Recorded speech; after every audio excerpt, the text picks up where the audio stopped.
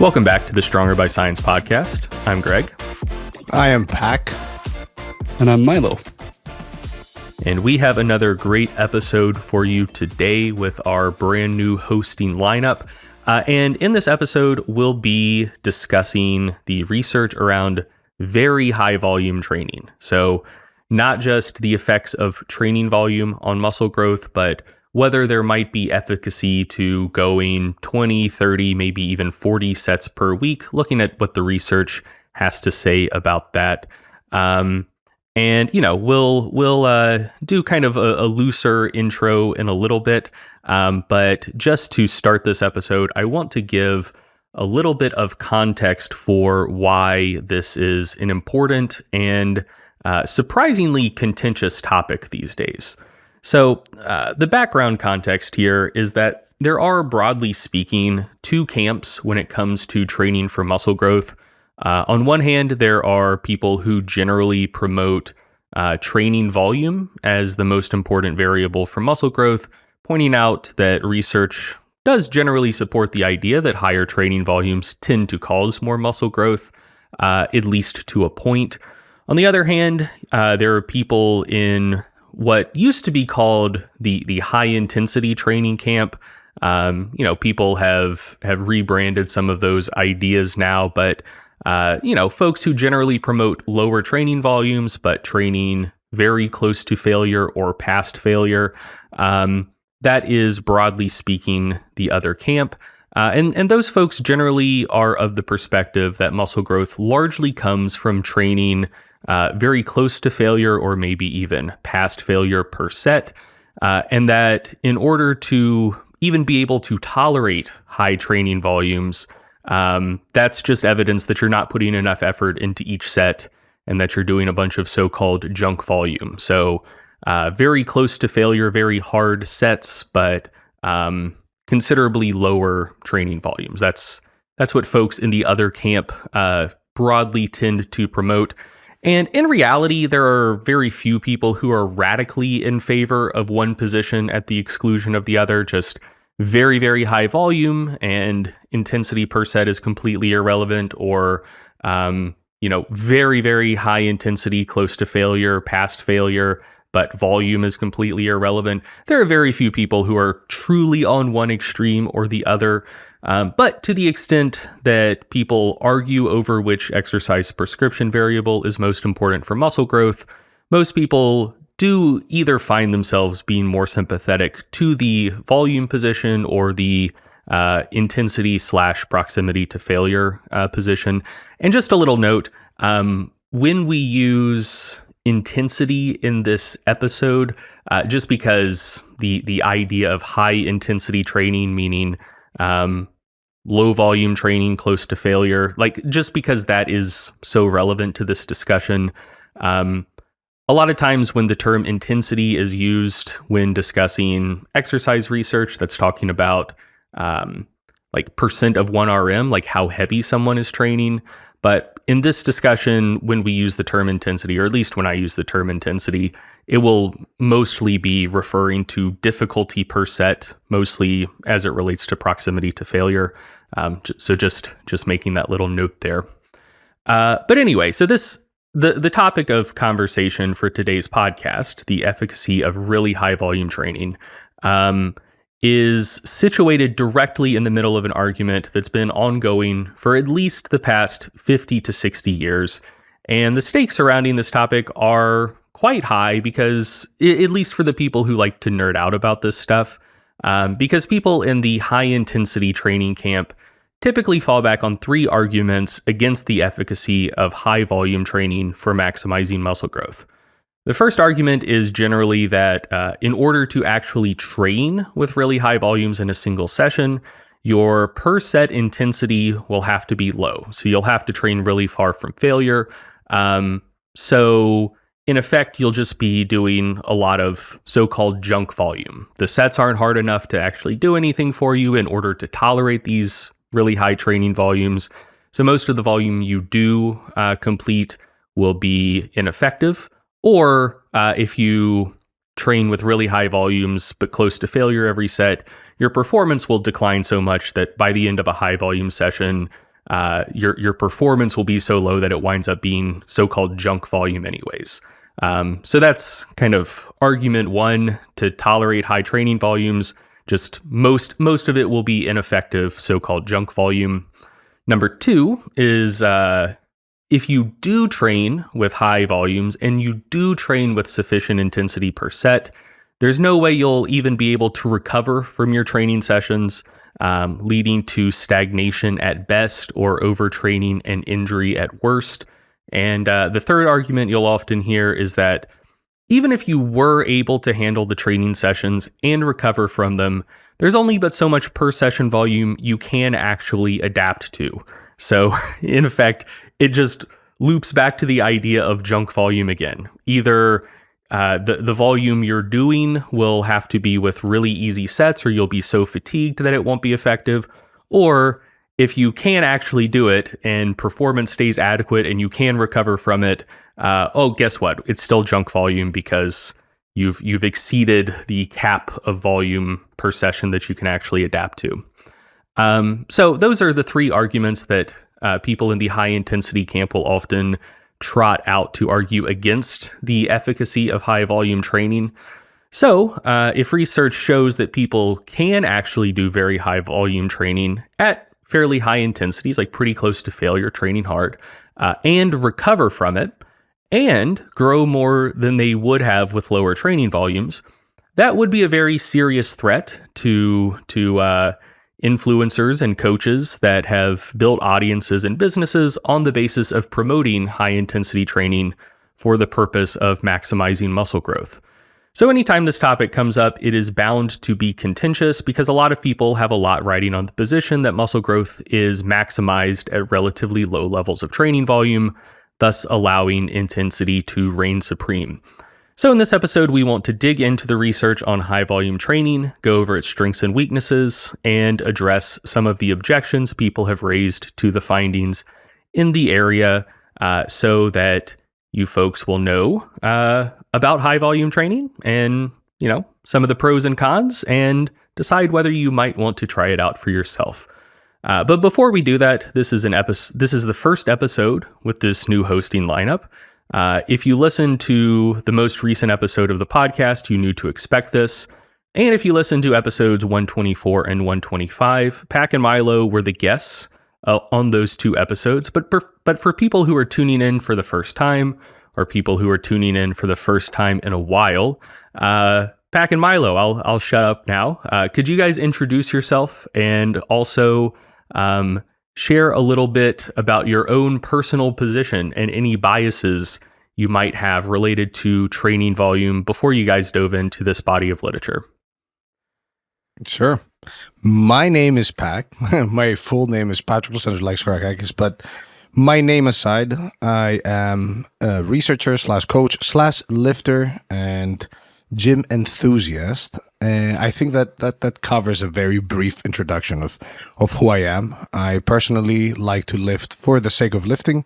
I like to lift heavy objects, but also to lift for hypertrophy. And as far as personal biases go, I did my PhD specifically on the minimum effective training dose for strength. So what's the least one needs to do in order to get meaningfully stronger? So if there is a bias, it is pro low volume training and how great it is for adaptations. However, personally, as a lifter, I'm coming into this not really biased towards one side or the other, but rather from a perspective where I value low volume training as it can get you a bunch of gains both for strength and hypertrophy. But at the same time, I am pro higher volumes for individuals who want to do everything in their capacity to absolutely maximize muscle growth. And that context, I think, is important in this discussion.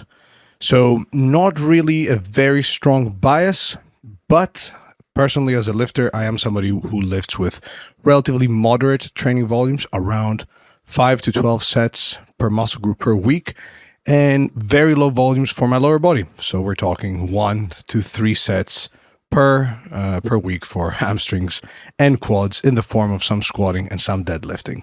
I'll pass on to good friend, Dr. Milo Wolf. Yeah, thank you, Pac. First off, my name is Milo. Milo Wolf is my full name, but you can just call me Milo. My background is not to just copy Pac here, but as a researcher, lifter, and I have also competed in both bodybuilding and powerlifting, so I've got some experience, both more so in the trenches, as in the lifting trenches, but also in the academia trenches, all types of trenches. Just not the real ones, not the ones that matter. But I would say my bias going into this discussion, broadly speaking, is someone who has mostly lifted as a means to maximize progress. Like, that's always just appealed to me. I'm more of a maximalist than a minimalist. I've never gone more than like a few weeks where I try to kind of like take things easy, like sense, or even just settle for less than maximum progress. In fact, there was a time in my training career, again, the only career that matters, where I trained 13 or 14 times a week. So it was certainly more training than most people would ever do. I've done as many as like 200 to 250 sets a week of training. I'm pretty close to failure. And I've also done my fair share of training to failure consistently, if only as part of like research studies, right? So I would say my bias, if anything, you could argue is pro higher volumes, but equally that is coming from the perspective of, look, if you want to maximize progress, you may need to do things that aren't perfectly time efficient, for example.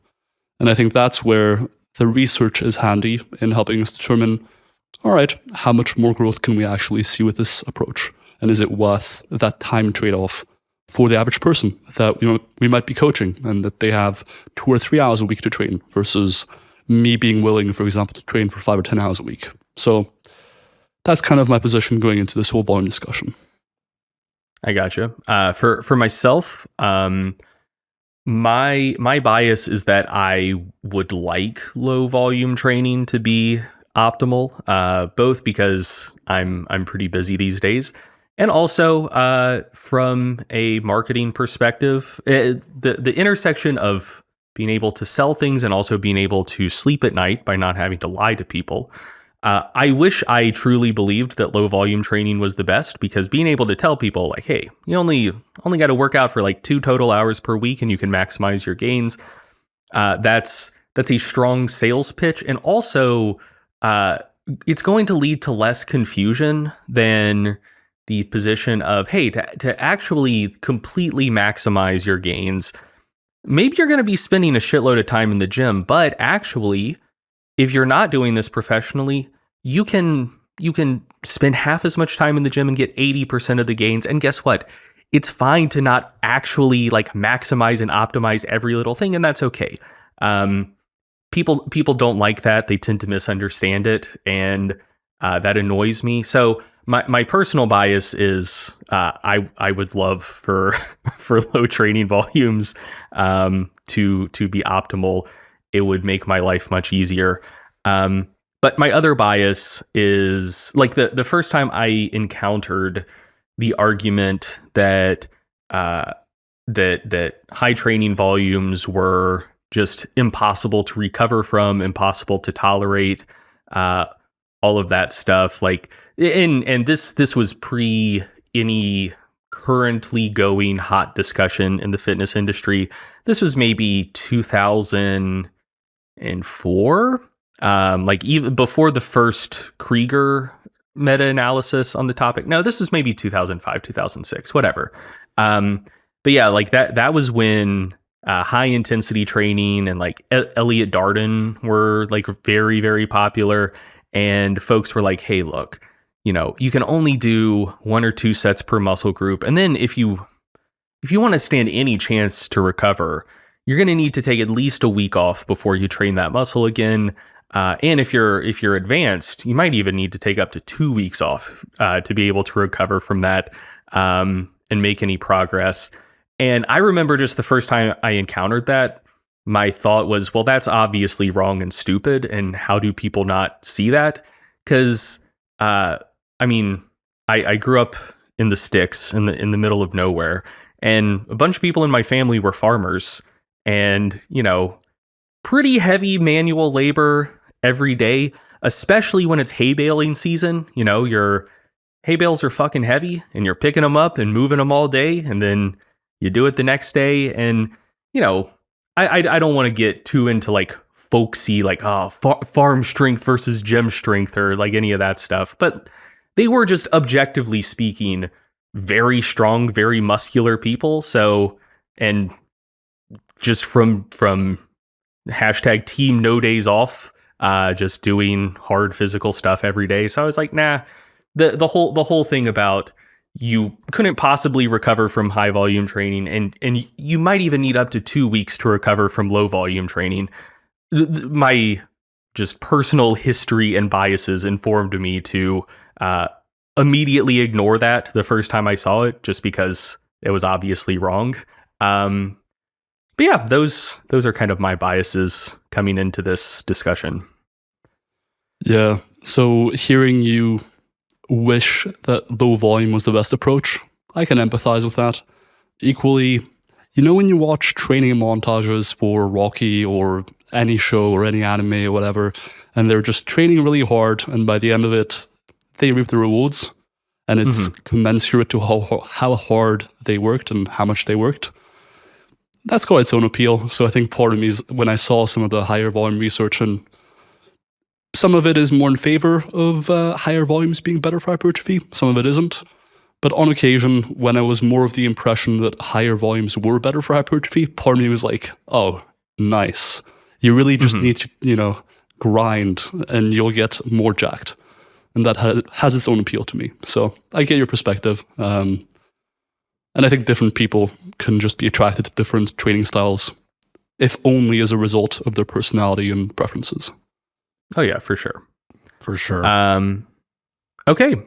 So with that brief intro out of the way, let's take a brief moment for plugs, and then we will dive into the meat of this episode. So if you enjoy the show, and you know, if you listen to this episode and you're like, damn, I really enjoy this new hosting lineup, and you haven't reviewed the show yet anywhere, please take a moment to like, rate, subscribe, tell your friends about it, etc. It really helps us out.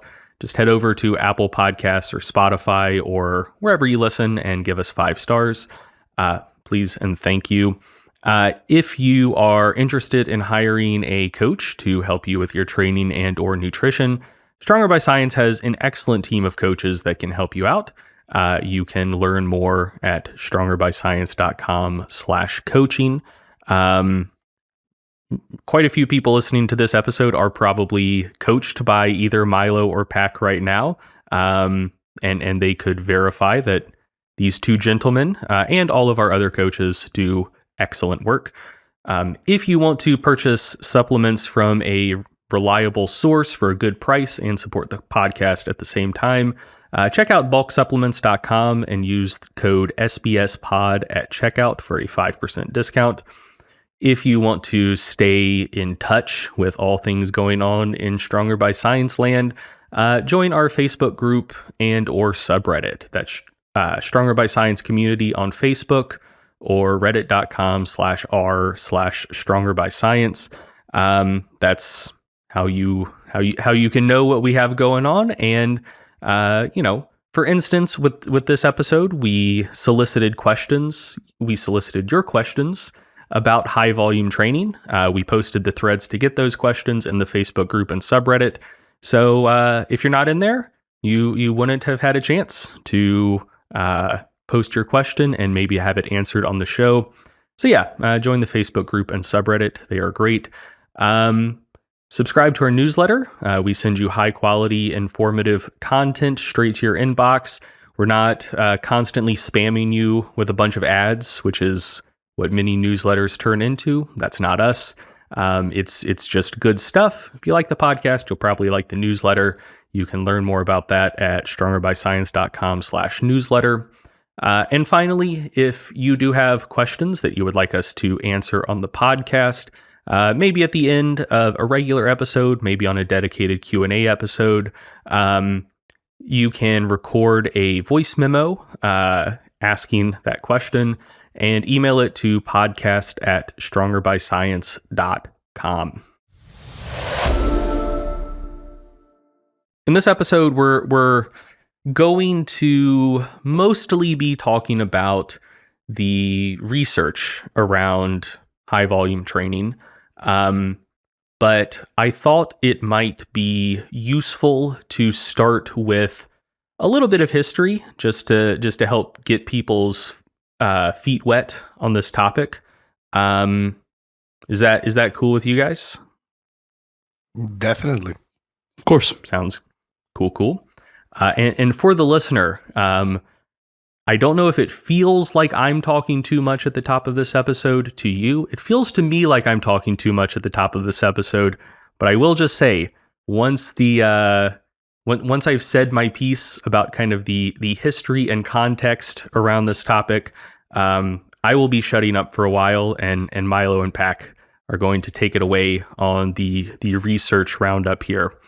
So yeah, I wanted to talk a little bit about the history here, just to illustrate like where some of these ideas come from, and quite frankly, how some of the goalposts have shifted over time in the kind of lower volume training camp. Because these days when people argue against high volume training and say, like low volumes, high intensity, like that's not just fine, but optimal for muscle growth.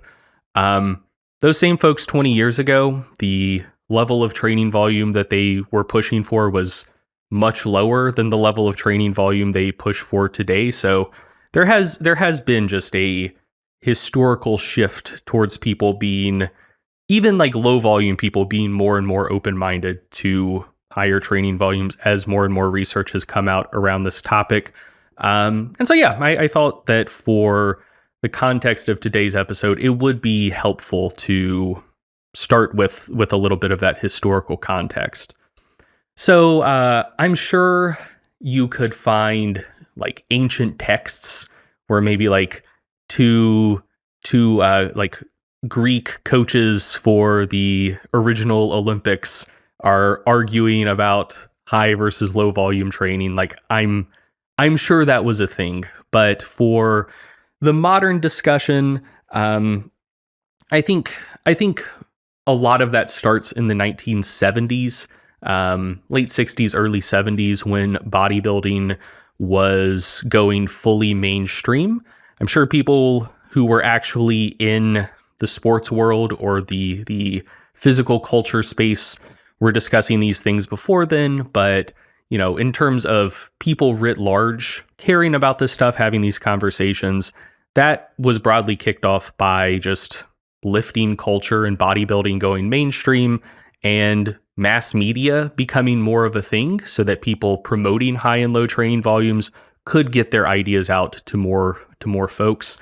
So yeah, the bodybuilders from this era of like late 60s into early 80s were legendary. But two of the most influential coaches and early influencers in the history of like the kind of mid-century history of physical culture were also two absolute legends of that era. Those people being Vince Gironda and Arthur Jones. And you'll hear one of those two names associated with almost every famous bodybuilder of that era. The nature of those relationships isn't always clear, so you'll see people say either Vince Gironda or Arthur Jones coached a lot of these people that I'm about to list, and maybe they did.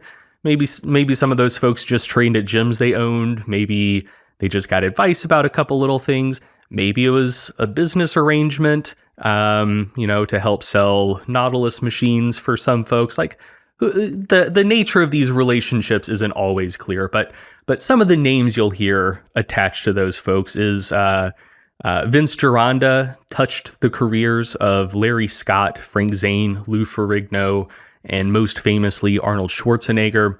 And for Arthur Jones, you'll hear his name associated with Sergio Oliva, Casey Viator, of the so-called Colorado experiment fame, Mike Mincer, and later Dorian Yates.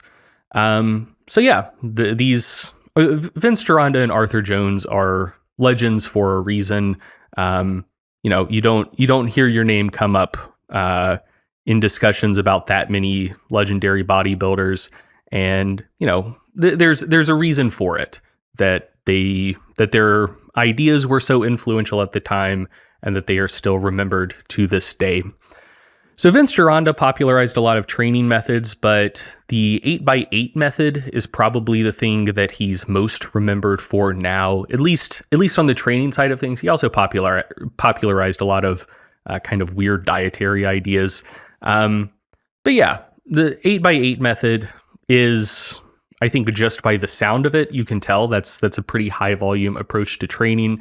Essentially, it was you take one exercise per muscle group, do 8 sets of 8 reps with it, starting with around 70% of your max, and you go up in weight once you can do all 8 sets. The original 8x8 method was an upper-lower split, Monday through Friday, with Monday, Wednesday, Friday being upper body days, and Tuesday, Thursday being lower body days. And it involved training with anywhere from 16 to 72 sets per muscle group per week. So like for calves, it's just, you're going to do one calf exercise for 8 sets twice a week, 16 sets. But like with triceps, for instance, it was like 2 pressing movements and a direct triceps exercise. So 24 sets per session and 3 upper body sessions per week. So, very, very, and similar for biceps as well. So yeah, very, very high volume approach to training for bis and tris. And, some of those names I mentioned, Larry Scott, Lou Ferrigno, Arnold, they had pretty decent arm development, I would say. So yeah, Vince Gironda generally was a proponent of pretty high volume training. Arthur Jones, on the other hand, is kind of the godfather of high intensity training. And there are a lot of formulations of high intensity training that you'll see floating around. There were folks who were concurrent with Arthur Jones and came after Arthur Jones that also promoted high intensity training, and their versions may have had like different flavors. So there's a lot of things that fall under the high intensity umbrella, but some of the commonalities of them are that they tend to promote slow eccentrics, and almost exclusively promote training either to failure or past failure. And the classic high intensity training setup is just 1 set to failure per muscle group per week. Some versions had higher volume, some were even like lower volume than that. But all versions were considerably lower volume than Vince Gironda's methods. And like I mentioned previously, some high intensity training advocates said that 1 set per muscle group per week, that might even be too much. Like once you get advanced, that might just be 1 set per muscle group every 10 days or every 2 weeks. Like we're talking some very, very low volume approaches to training coming out of the high intensity school. So yeah, that all kind of kicked off in debates around high volume versus high intensity, at least in the modern context, got started there in the 70s. And for the next 30 years or so, those were the 2 basic camps. Incidentally, at the time, at least, high volume was by and large seen as like the quote unquote bro position, and high intensity training was seen as the kind of nerdy, sciencey position. And in fact, you'll still sometimes see people refer to Mike Mincer as the quote first scientific bodybuilder. And a lot of that perception was just based on marketing and branding. So there wasn't actually like real research, like what we would consider to be research today on much, if any, of this stuff. But Arthur Jones was the founder of Nautilus, like the exercise equipment company. And so he had pretty deep pockets, and he wanted to have new, fun, and exciting ways to promote his training methods and sell his equipment. So he would run these little, just like case studies that he would call studies or experiments. and then, promote them as if they were generalizable scientific findings that validated the efficacy of his training methods or exercise equipment. More often than not, the exercise equipment. That's what he made his money on. But yeah, so it gave it the veneer of scientific legitimacy. Probably the most famous and the thing that still high intensity training advocates will bring up is the Colorado experiment, where bodybuilder Casey Viator, who I forget the actual context, maybe it had been an illness, maybe it was a car accident, one of the two, but whatever. He had been not training for a while, and he had lost a lot of muscle, and he went and trained with Arthur Jones and did low volume, high intensity training on Nautilus equipment. Probably got back on cycle, but who knows? Not going to say that for sure, but it seems quite likely. And regained like 60 pounds of muscle over the period of like 12 weeks or something. But a lot of that context was missing at the time. Arthur Jones didn't go in his magazine and say, hey, I took this guy who had lost a ton of muscle and helped him regain it. He said, man, this guy who, even after he had lost muscle, Casey Viator was still quite jacked. It's like, I took this guy who was already jacked and put 60 pounds of muscle on him with low volume, high intensity training on Nautilus equipment. Therefore, my stuff rocks, and you should buy it. Like that was very influential, and like it still comes up all the time today. So yeah, at the time, low volume, high intensity training was seen as kind of the nerdy, kind of like sciencey way to train, due to those little experiments that Arthur Jones would do and publicize. So the first like actual real peer-reviewed study on the topic of the effects of different training volumes on muscle growth. You guys can see in the outline, but before I put it in the outline, when would you guys have guessed that the first study on different training volumes was published? Late 80s, early 90s. Very not very early. I would have said earlier than that, but not intentionally. So I imagine some studies on lifting must have been done. Some of them might have not controlled for all variables, and therefore two groups might have ended up doing different number of sets. But yeah, as far as actually directly looking at it, same as Pac, early 80s maybe. I would have expected personally there to be one study from the 50s. The way a lot of this stuff tended to work, it's wild when you look back through the history of training studies, because a pattern you'll see pretty frequently is there will be one study published in the 50s or 60s, and then that is just the body of literature on that topic for 40 years. Yep. And apparently just no one, I think it was hey, before people knew about things sometimes not replicating and, that it's good to replicate findings. Scientific communication was often kind of we do have a study on this. It had strong results. Therefore, this is generalizably true. So you would see one paper from 1962. And then for the next 30 years until sometime in the 90s, people were like, we don't need to research this more. We know it already. They did the study. And then people are like, maybe we should do more studies. So I kind of expected to see that with training volume. I just assumed someone in the 60s or 70s would have been like, hey, are 3 sets better than 1? Who knows? But no, first... Yeah, sorry. Go ahead. The fact that a case study on a potential genetic freak that may have also been using PEDs was used as the source of evidence for anything, I think shows how poor things were.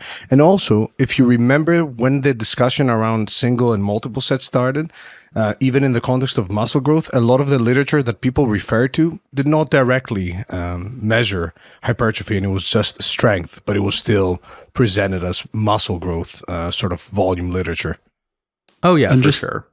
Just to add on to the Casey Viator story, he did in fact gain 60 pounds of muscle, But from what I can see, and I checked a few websites, it seems like it was over 4 weeks, not 12. What? Which is absurd. That's damn, that's wild. If true. Good for him. Indeed. Hey, we're all jealous. That's oh man, I would love for that to be replicated under controlled conditions, just because like the piece that I'm the most curious about is like over 4 weeks. So that's, you're averaging close to 2.5 pounds of muscle per day. And so I'm just wondering, just purely from just ribosomal, like translational capacity, just like how you can synthesize protein at that rate. That would be crazy. Weight gain, like he must, from the pictures at least, he must have gained a solid 40 pounds minimum. Imagine gaining 40 pounds in a month. Your diet must be Myron, you know?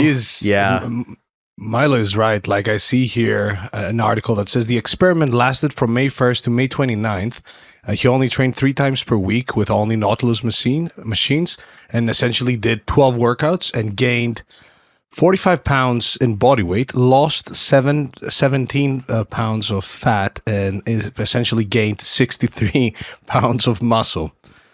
So pretty good, I'd say. 12 workouts. I think I just like tabbed it in my brain as 12 weeks just to make it seem more realistic. Damn, that's crazy. Yeah, like I would love to see a case study like that. Just an IFBB pro who gets injured or something, can't train for a while, goes off cycle, loses like 80 pounds of muscle, and then just get them in the lab, metabolic chamber, blood samples every day, get some of those tracer amino acids into the system just to observe the most ludicrous muscle protein synthesis rates anyone has ever seen. Get them on that farm grade gear to, really, really kick things off. Yeah, I would just love to know more about the physiology of that. That would be awesome. But yeah, so kind of going back to the history of the research on this topic. First study comparing the effects of different training volumes on muscle growth, at least that was of a quality that you could include it in a meta-analysis on the topic today. First study was from 1996, and so that's pretty recent. That is, I was about to, yeah. And Milo was unborn. Yeah, I was literally about to say we were all alive when the first study was published, but two-thirds of this call was alive when the first study on this topic was published. But yeah, I mean that's recent. That's recent. And by 2010, there were still only 8 studies in total on the effects of different training volumes on muscle growth.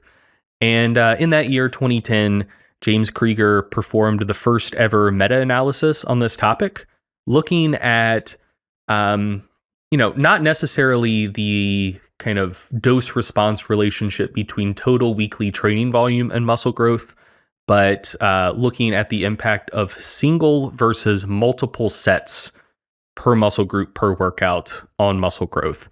And listeners might hear that and say, why? Like, why was the topic of interest? If you had weekly training volumes and you could look at the effects of volume on growth from that lens, why is the lens you're looking at it through just single versus multiple sets per work, like in each workout?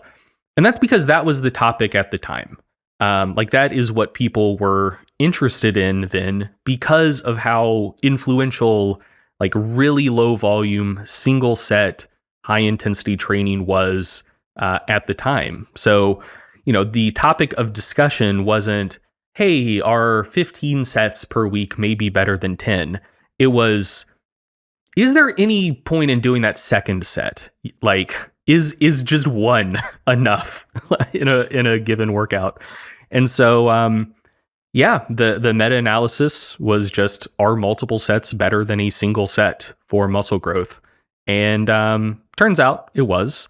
But yeah, that was where the conversation was at the time. And in 2010, when that meta-analysis was published, there were only 2 studies that included at least 4 sets per muscle group per workout.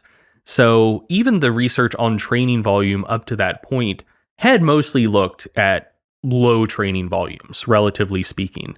There was one paper that was included in the Krieger meta-analysis by Ostrowski and colleagues that used higher volume training. But of the 8 studies in that 2010 meta, most were, testing very low training volumes versus still pretty low training volumes. Like that's just what the state of the literature was at the time. So since then, there has been a slow progression towards figuring out just how much volume is, on average, optimal for maximizing muscle growth. Most people reasonably believe that the relationship between volume and muscle growth has something resembling a so-called inverted U relationship, where low volume doesn't cause much muscle growth, higher volumes cause more. At some point, as volumes continue to increase, there's a plateau where just adding more volume doesn't result in more muscle growth. And then even further past that point, higher volumes will lead to less muscle growth and eventually overtraining and actually muscle loss and regression. So, that leads to that kind of inverted U shape where very low, not great, more volume, increases, plateau, decline. So that's sort of the assumed dose response relationship between volume and muscle growth that most people have in mind. And essentially, we know a lot about what happens on the left-hand side of that graph, the relationship between low to moderate volumes and muscle growth, but less is known about the farther right side of that graph. Like, we're not yet super confident about where the plateau kicks in, where further increases in volume truly don't lead to more growth. And we know even less, I would say virtually nothing, about the very right-hand side of the graph, where higher training volumes actually lead to less muscle growth. And we know basically nothing about the furthest right-hand side of the graph, where training volumes get so high that they directly lead to regression, overtraining, etc. So that's what the research is trying to do. Like, we're essentially just moving to the right along that assumed inverted U curve, and doing it gradually over time.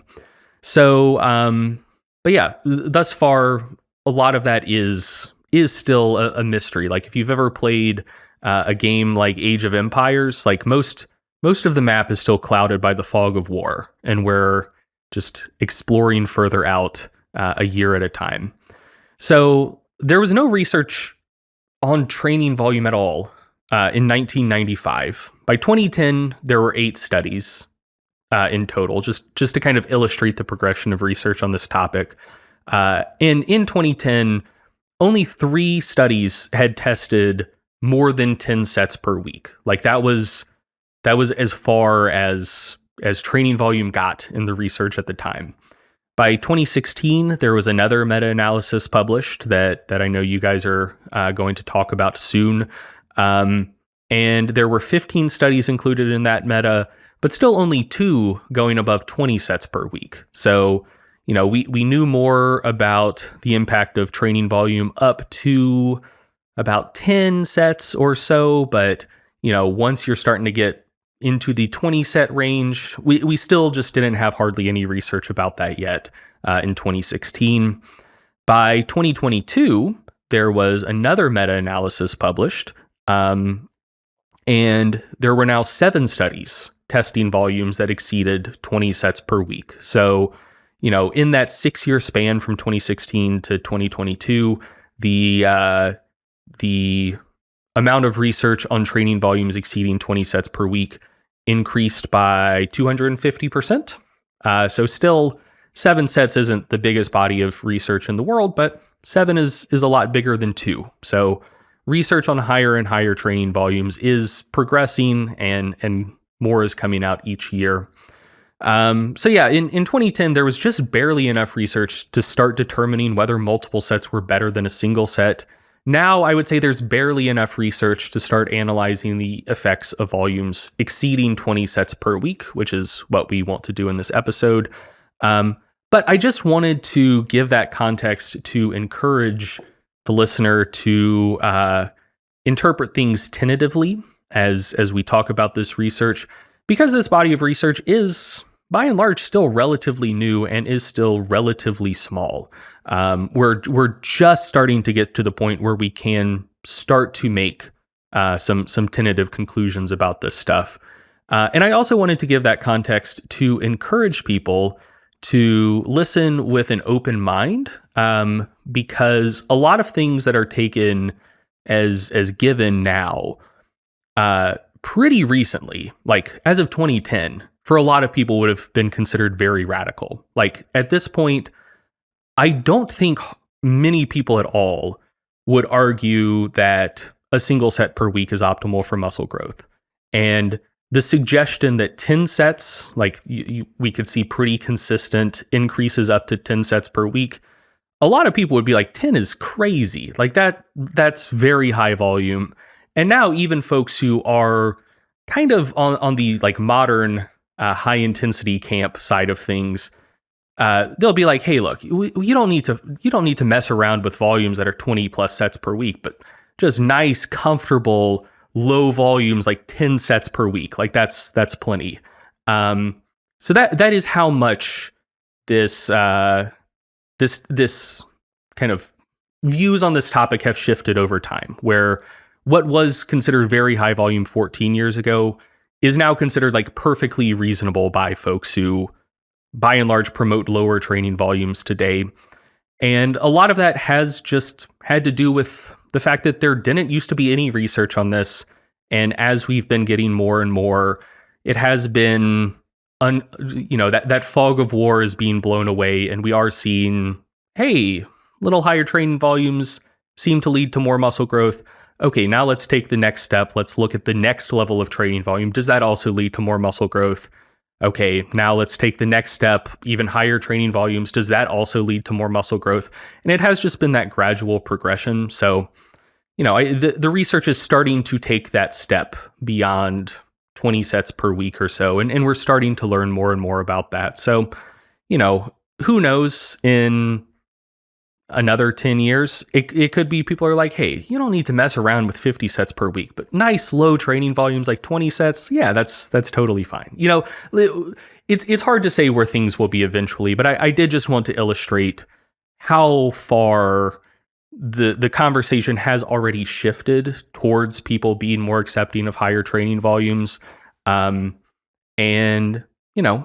maybe it will happen again as we get more research on the topic. So I just wanted to say that to encourage people to listen to this with an open mind. So that is the historical context out of the way, and I will kick it over to you guys. So I just wanted to mention, I fully agree, and I think the idea that people sometimes still have a closed mind when it comes to even higher volumes potentially being beneficial when it comes to maximizing growth was actually illustrated recently with the publication of the most recent super high volume study by Enes Colleagues, where they investigated volumes as high as, on average, 37 sets per week for a single muscle, which, if it took until 2010 for people to start thinking about multiple sets being good, it'll probably take a while for most people to come around to the idea that all the way to potentially 30 or 40 sets a week could be beneficial in the right circumstances. But before we go into those findings, let's take a step back and kind of review what the two most up-to-date meta-analyses on volume have broadly found before we go into individual studies that have potentially been published since these review papers and or that potentially just weren't included. So the first one is a meta-analysis by Brad Schoenfeld and colleagues from 2017. Now, I think this was the second meta-analysis following on from Krieger's meta-analysis in 2010, and where Krieger's meta-analysis focused on single versus multiple sets. This one actually tried to see, okay, how do things change once we go past just single versus multiple sets and go to, say, 10 plus sets, comparing, for example, volumes of 0 to 5 sets, to 5 to 10 sets, to over 10 sets. And do we see that each additional set, at least within the context of what's been studied so far, does result in more hypertrophy on a set-per-set basis? So what they did was they included studies that included coupled eccentric and concentric lifting, so essentially any sort of traditional exercise that has a lifting phase and a lowering phase, studies that involved lifting at least 65% of your 1 rep max, so lifting reasonably heavy, studies that try to equate all other variables that might influence hypertrophy, that studies needed to last at least 6 weeks in duration so that you could actually see a reasonable effect, I guess. And finally, they needed to be generally healthy, non-medication using subjects, essentially trying to exclude any variables that could otherwise confound results besides just the variable of interest, which in this case was volume. They found 15 studies that they were able to analyze. So as Greg mentioned, that's quite a jump up from the only 8 studies back in 2010. Essentially, they performed a variety of analyses to try to get at the relationship between volume and muscle growth. They essentially performed 4 different kinds of analysis. The first one was viewing volume as a continuous variable, so essentially a variable that is a number and that you can change from, say, 1 to 20, and viewing results across studies equally. So, for example, you could analyze results in terms of saying that each study has a lower volume group and a higher volume group, and just seeing, okay, when we compare all the lower volume groups to all the higher volume groups, is there an effect in favor of one of the groups? Or you could say, well, let's just extract how many sets per week each group did in each study, and then analyze their hypertrophy as an extension of that. Then the second analysis they did was essentially just taking the lower and higher volume groups within each study and comparing the hypertrophy of all the lower volume groups to all the higher volume groups. And then they also performed more categorical analyses, so essentially grouping volumes into being either low, medium, or high across studies. So low volumes would be anything below 5 sets per week per muscle, medium volumes would be anything between 5 and 9 sets per week per muscle, and high volumes would be anything at 10 or above sets per week per muscle. And then finally, just a more binary analysis comparing lower volumes of 9 or fewer sets to above 9 sets across studies. They also tried to run a meta-regression model that tried to include a variety of predictors to see, for example, if the gender of participants, the age, the muscle group being tested, so essentially whether it was an upper body muscle, a lower body muscle, or whether they would train their whole body, how long the study was, whether they were assessing hypertrophy directly, like via ultrasound, or more so on a global level, whether any of these factors really played a major role in determining the relationship between volume and hypertrophy. And essentially, only one of the models was any different from just looking at volume as a predictor of hypertrophy. And that was a model that included both the volume, so essentially how many sets did people do, and also the type of measurement. So it seemed like the type of measurement being performed within these studies did influence the sort of magnitude and shape of the relationship between volume and hypertrophy, such that there was generally a greater effect when more direct measurement tools were used. And generally, more direct measurement tools, like for example, ultrasounding the muscle of interest, are going to be preferable over more indirect measurement methods, like for example, using a DEXA that is more so looking at whole body hypertrophy, or potentially a bod pod that can't really distinguish between hypertrophy of different muscle groups, for example, the ones that may have been examined within the study versus the ones that potentially they were training on their own outside of the study, and thus could confound that measurement. So broadly speaking, here's what they found.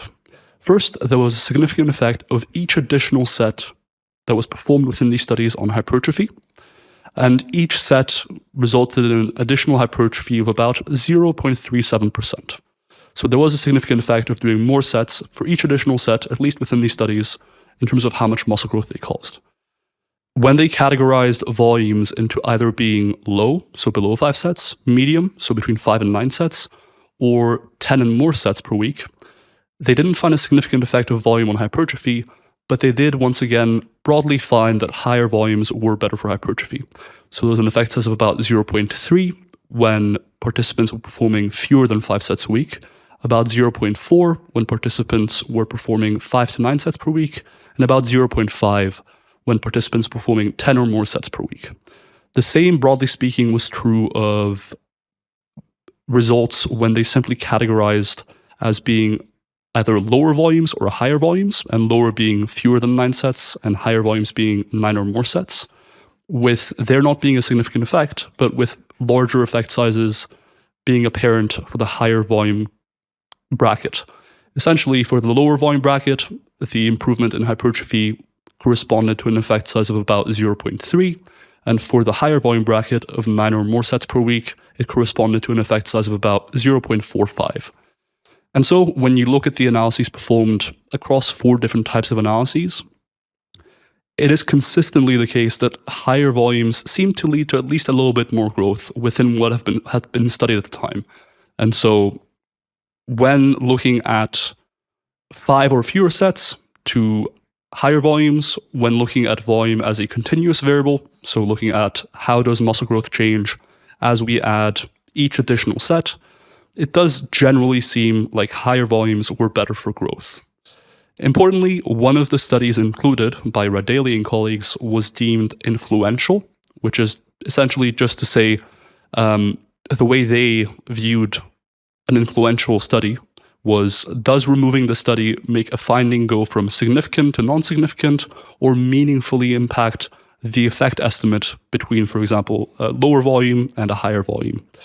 When they removed the study by Radaley and colleagues that generally showed higher volumes being substantially better for hypertrophy, there was no longer any difference, for example, in one of the analysis, or no longer any significant difference, rather, in one of the analyses performed. But broadly speaking, the relationship between volume and hypertrophy, that more volume did seem to lead to more growth, did remain. So broadly speaking, those are the results of the second meta-analysis on hypertrophy back in 2017 by Schoenfeld and colleagues. But since then, there has been a more up-to-date meta-analysis by Basval and colleagues that Pac will now speak us through. For sure. I just wanted to note first on the Schoenfeld meta, it's often presented as a meta that really highlights the importance of high training volumes, and it is often presented as the meta that, is telling you that there's no way that you're going to make solid gains unless you train with high volumes. But if you actually look at the paper itself, there's plenty of caution expressed by the authors themselves, especially when looking at the practical applications, where they essentially say that, more research is needed, and based on the findings of the meta, at least 10 sets per muscle group per week would be necessary to maximize muscle growth. However, one should consider one's preferences, previous experience, and so on and so forth. I just wanted to note that because it's not... we often see this meta being criticized as a meta that it has been very absolute for the effect of training volume on hypertrophy, when in reality, I'd argue that it is a bit more cautious than often presented. However, third meta by Basval, which was... If I could just say one thing about the Schoenfeld meta as well, is I think that I think a lot of people... I think a lot of people just don't know how to read meta-analyses in the first place. But I think that the finding that was often kind of like taken away from it and people kind of ran with it was that they did the kind of like meta-regression component that Milo mentioned, essentially finding like for each additional set you do, assuming linearity, how much more hypertrophy do you get? And it was 0.37% per week, which I'll note, like that sounds like nothing, but that is kind of like an absolute percentage rather than a relative percentage. So, basically if over 10 weeks, someone tends to make their muscles 3% larger, add another set 3.37% larger, which relatively speaking would be like a 10% or more increase. So it's not like, typically it, I think people get the point. It's not a relative increase of 0.37%, which would be literally nothing. But yeah, like I think people took that and ran with it. They saw, hey, for each set, linear increase in hypertrophy, therefore, up to 10 sets per week, it is just throughout that entire span, a linear relationship between doing more volume and getting more muscle growth. But that was kind of, it was based on like the how things were categorized, with the whole first category just being less than 5 sets. And when you actually look at kind of the bucket level effect sizes, it was 0.306 for less than 5 sets per week. And for 10 plus or 9 plus, it was 0.404, 0.425. Basically finding that doing fewer than 5 sets per week, you could get 75% as much growth as doing 9 plus or 10 plus sets per week. So it does already speak to, at least on that left-hand side of the volume versus hypertrophy curve, kind of a pseudo-logarithmic relationship, where it does seem like you get most of your gains from the first few sets you do, and doing more than that did lead to more growth. But the slope of the line gets progressively less steep. So the erroneous takeaway I often see is just from 0 to 10 sets, there is a linear relationship between doing more sets and getting more growth, but it's not exactly. Like it does still seem like pseudo logarithmic. Yeah, there was a really nice depiction of what you just said in the previous issue of Mass, and I think it was the great Dr. Eric Helms that presented it, where it essentially showed the findings of this meta and tried to show you that, with 1 to 4 sets, you get around, I think it was 65% of potential gains. Then going from 5 to 9 sets, that allows you to be at like the 80 something percent mark, and then going above 9 sets allows you to be at the 100%, at the theoretical 100% mark, based obviously on the studies and the findings included in this meta. So yeah, I think a lot of people have essentially taken a strawman version of this meta and have sort of attacked it. But if you actually read the full text, things seem relatively cautious, and lower volumes are hailed in the paper as still very effective for meaningful muscle gains.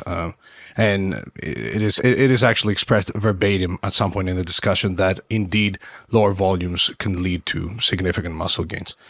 However, let's move on to the latest systematic review on the effects of different training, the effect of different resistance training volumes on muscle hypertrophy by Basval et al., published in 2022. A bit more briefly than going over the Schoenfeld meta.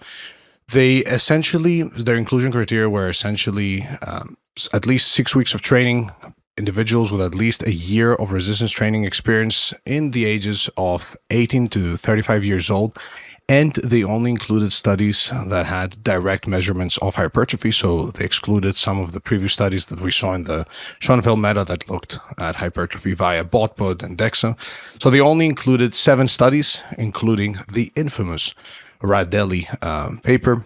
The way they looked at volume is they categorized it in the following categories. So they had low volume, which was categorized as anything below 12 sets, moderate, which was 12 to 20 sets, and high volume, which was 20 plus sets. Now, What they found was that there was no significant benefit to high versus moderate volumes for the quadriceps femoris, for the biceps brachii, but they did find significant effect for the biceps brachii. Now, keep in mind that in the meta they use the term moderate volume, but as I just mentioned, moderate volumes for were the 12. for the triceps, right? Sorry, the significant one. Yes. Yeah. Okay. But even though they used the term moderate in their discussion, as I just mentioned, moderate was still in many people's books, at least in my opinion, would be considered relatively high volume because they looked at 12 to 20 sets. Now, as far as their findings go, and this will lend itself to a bit of a discussion among us, is why did the triceps see a significant effect, but not the biceps and the quads? And it could be potentially that the triceps are more of a synergist than an agonist in many multi-joint movements, and therefore they may not be getting a ton of stimulus from compound work. But I'd like to hear what Dr. Wolf has to say, because I think he has a nice hot take on this particular meta. Yeah, so I think it's interesting. Generally, obviously, significance is something to pay attention to, but equally, I think when you have previous data, it is worth considering findings even though they're non-significant. For what it's worth, all effect sizes do still lean in favor of higher volumes, even for the biceps and for the quads, but the effect sizes are notably smaller and the confidence intervals do overlap to a decent extent with a null effect estimate. So whether or not there is a benefit to higher volumes for those muscles is definitely less clear than for the triceps. As to why that might be, it's pretty difficult to be sure, but one mechanism that was put forth by the authors in the paper was that indeed the triceps doesn't really get a ton of training stimulus for most compound movements. And there is some evidence to that effect, and specifically a study by Enes and colleagues essentially compared the chest, aka pec, and tricep hypertrophy from different exercises and different combinations of exercises and different exercise orders. Specifically, they had 4 groups. One group did just the bench press, one group did just skull crushers, one group started with the bench press and did skull crushers, and the final group did skull crushers followed by the bench press. And essentially, the tricep hypertrophy in the group doing just the bench press was generally worse compared to the group doing just skull crushers, which was also worse than the groups doing both. And so you probably want a combination of different exercises to maximize tricep hypertrophy, but specifically, it seems like compound exercises may not be as good as isolation exercises when it comes to tricep hypertrophy. So specifically, in this study, they found that the bench press did lead to significant lateral head hypertrophy, if I recall correctly. But in terms of long head and medial head hypertrophy, the groups that did include a skull crusher variation did come out a fair bit ahead. And therefore, if a lot of studies, and this is generally the case in study design from what I've seen, a lot of studies have a good amount of compound pressing work in there when they're investigating volume. And if a lot of that volume is therefore from a relatively ineffective exercise for the triceps, maybe there is just more of a benefit because you're making up for some of the reduced effectiveness from those compound pressing exercises. I think it's a reasonably likely explanation. You could go the route of saying that different muscle groups differ on account of their anatomy or architecture to a meaningful extent, but I think that would be a even more speculative route to go down. But I'm open to hearing what Greg has to say here. My speculation is that there were 7 studies included here, but for each individual muscle group, there were never more than 5 studies that fed into any of the individual like meta-analysis comparisons. So I kind of think that they were all vaguely underpowered, and we shouldn't put that much stock into whether or not one versus another cleared an arbitrary significance threshold, or we shouldn't have super high confidence in the like exact point estimate for each of these effect sizes. I think that since there were only either 4 or 5 studies for each comparison, and none of them were like, super long term, super high quality, 300 subjects, like anything like that. Like for the most part, though with one notable exception, fairly short-ish term studies, fairly small-ish sample sizes. Like I think a lot of the difference is just noise. Like I don't think it's unproductive to discuss like direct versus indirect volume, or even like could this be due to differences in muscle architecture or anatomy or whatnot. Like I think those discussions could be had, but I personally wouldn't be too confident in any of those conclusions until I'm more confident that the effect does actually differ between muscle groups. And until there's more research, I'm not even that confident that the true effect does actually differ, or if it's just a bit of an artifact of small-ish body of research. And of the 4 or 5 studies in each of these comparisons, it wasn't the exact same group of 4 or 5 studies in each comparison. So it could just be an effect that is like idiosyncratic to the studies that were included for each muscle group. So that's my take. I have a level of skepticism about the point estimates themselves.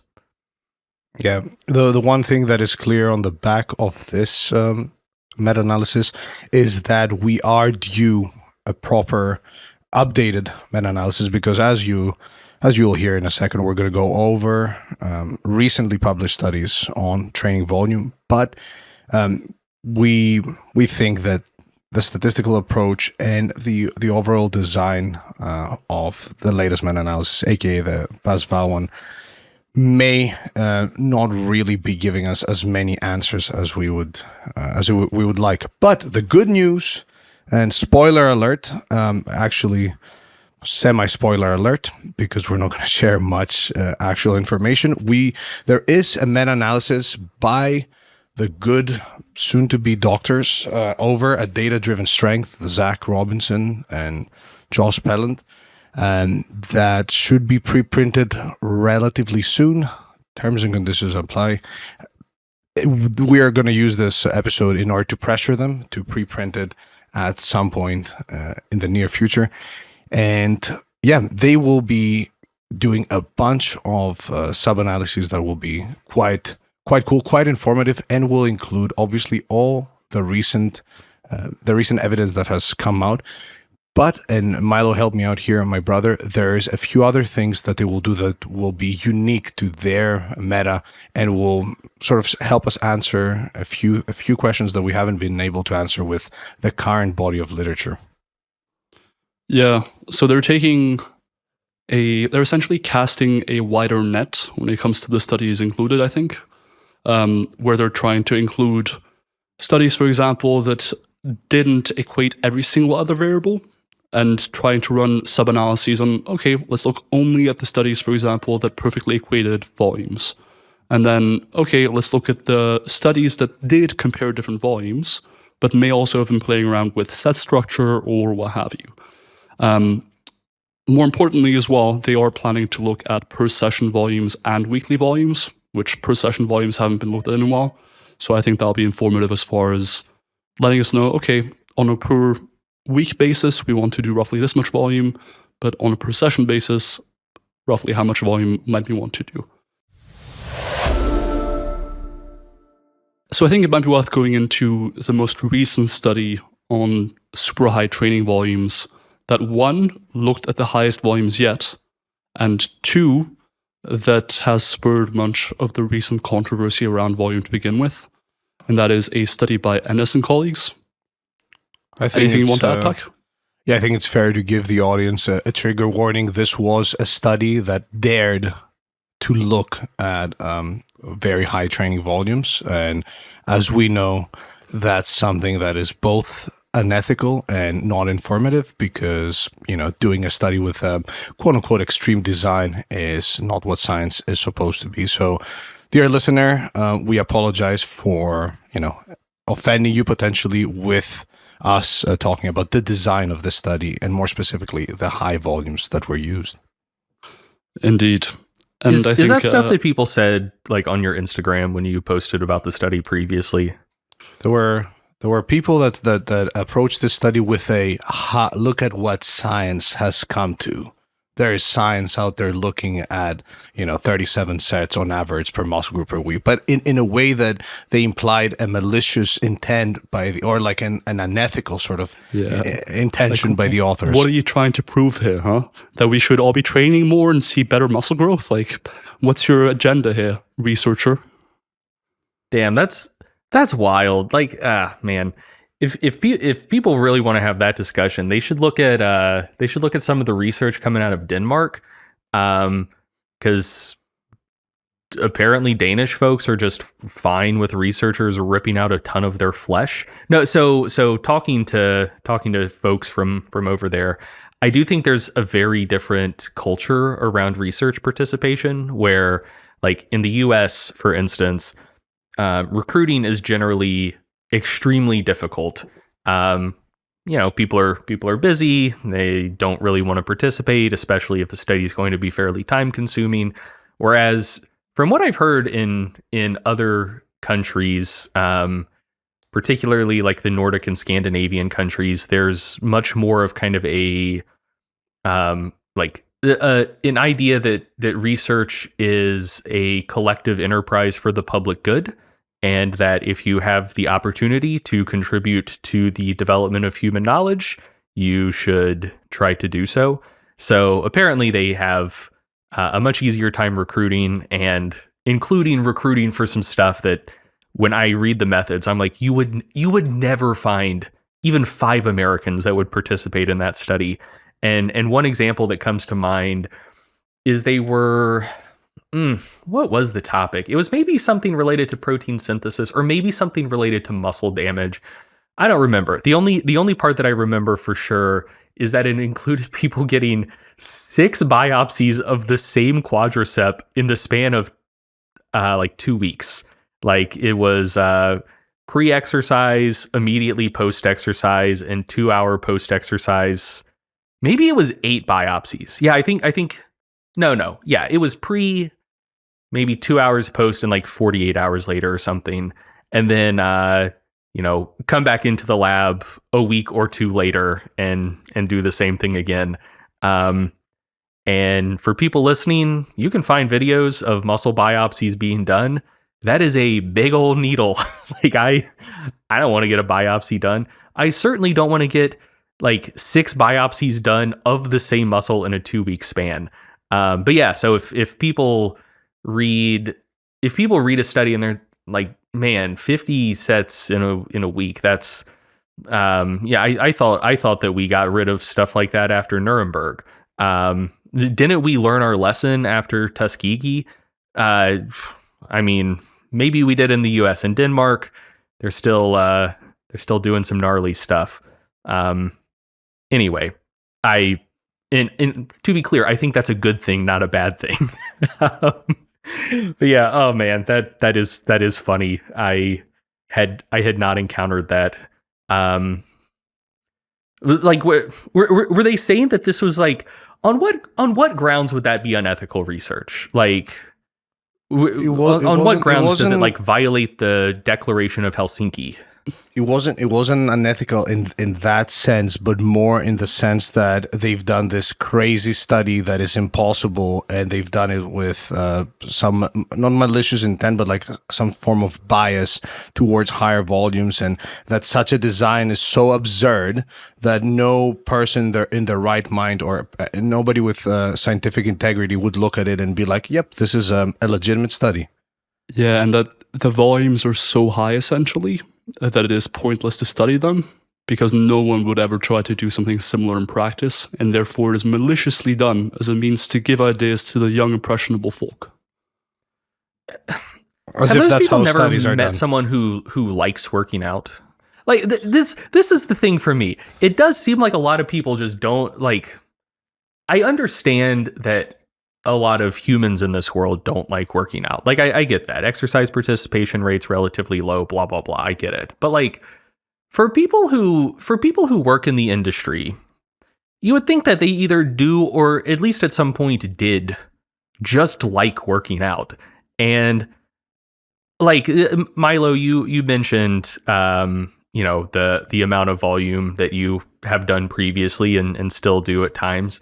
And like it was very much the same for me. Like the summer that I discovered powerlifting and like really got into it, like I had a summer job and whatnot, but when I was not at work, I was at the gym. Like I was probably at the gym for a combined total of like 5 or 6 hours per day on average.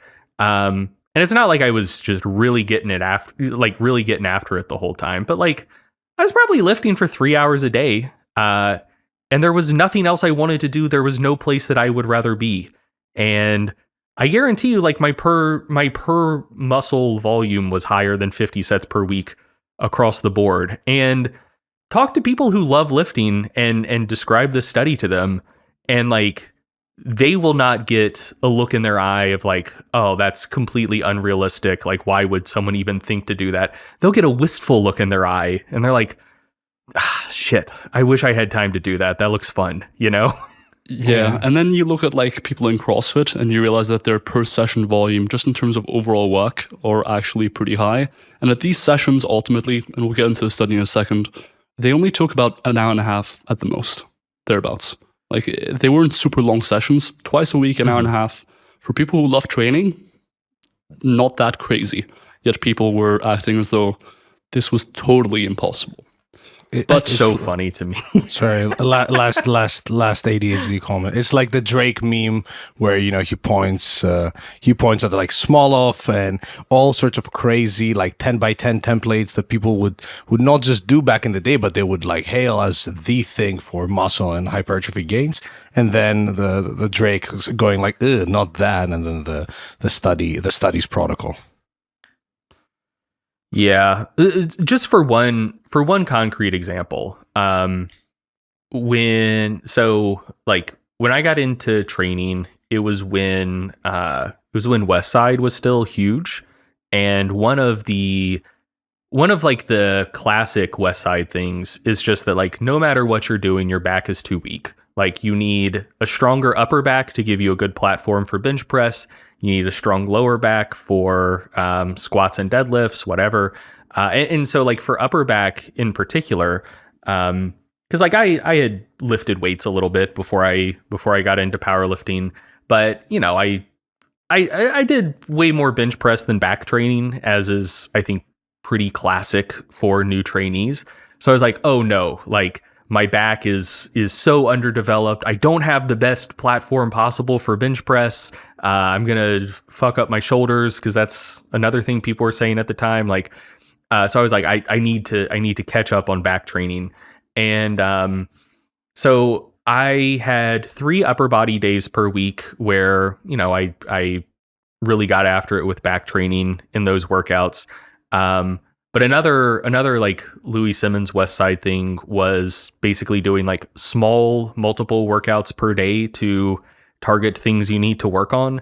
And so like I was doing like my just baseline level of just like stuff that I did for like, just trying to get my back up to speed is, I would do 3 sets of pull-ups or pull-downs and 3 sets of rows, like morning, afternoon, evening, like before school, like middle of the day, like when I got home from school, after school, or kind of like morning, lunch, and dinner during the summer.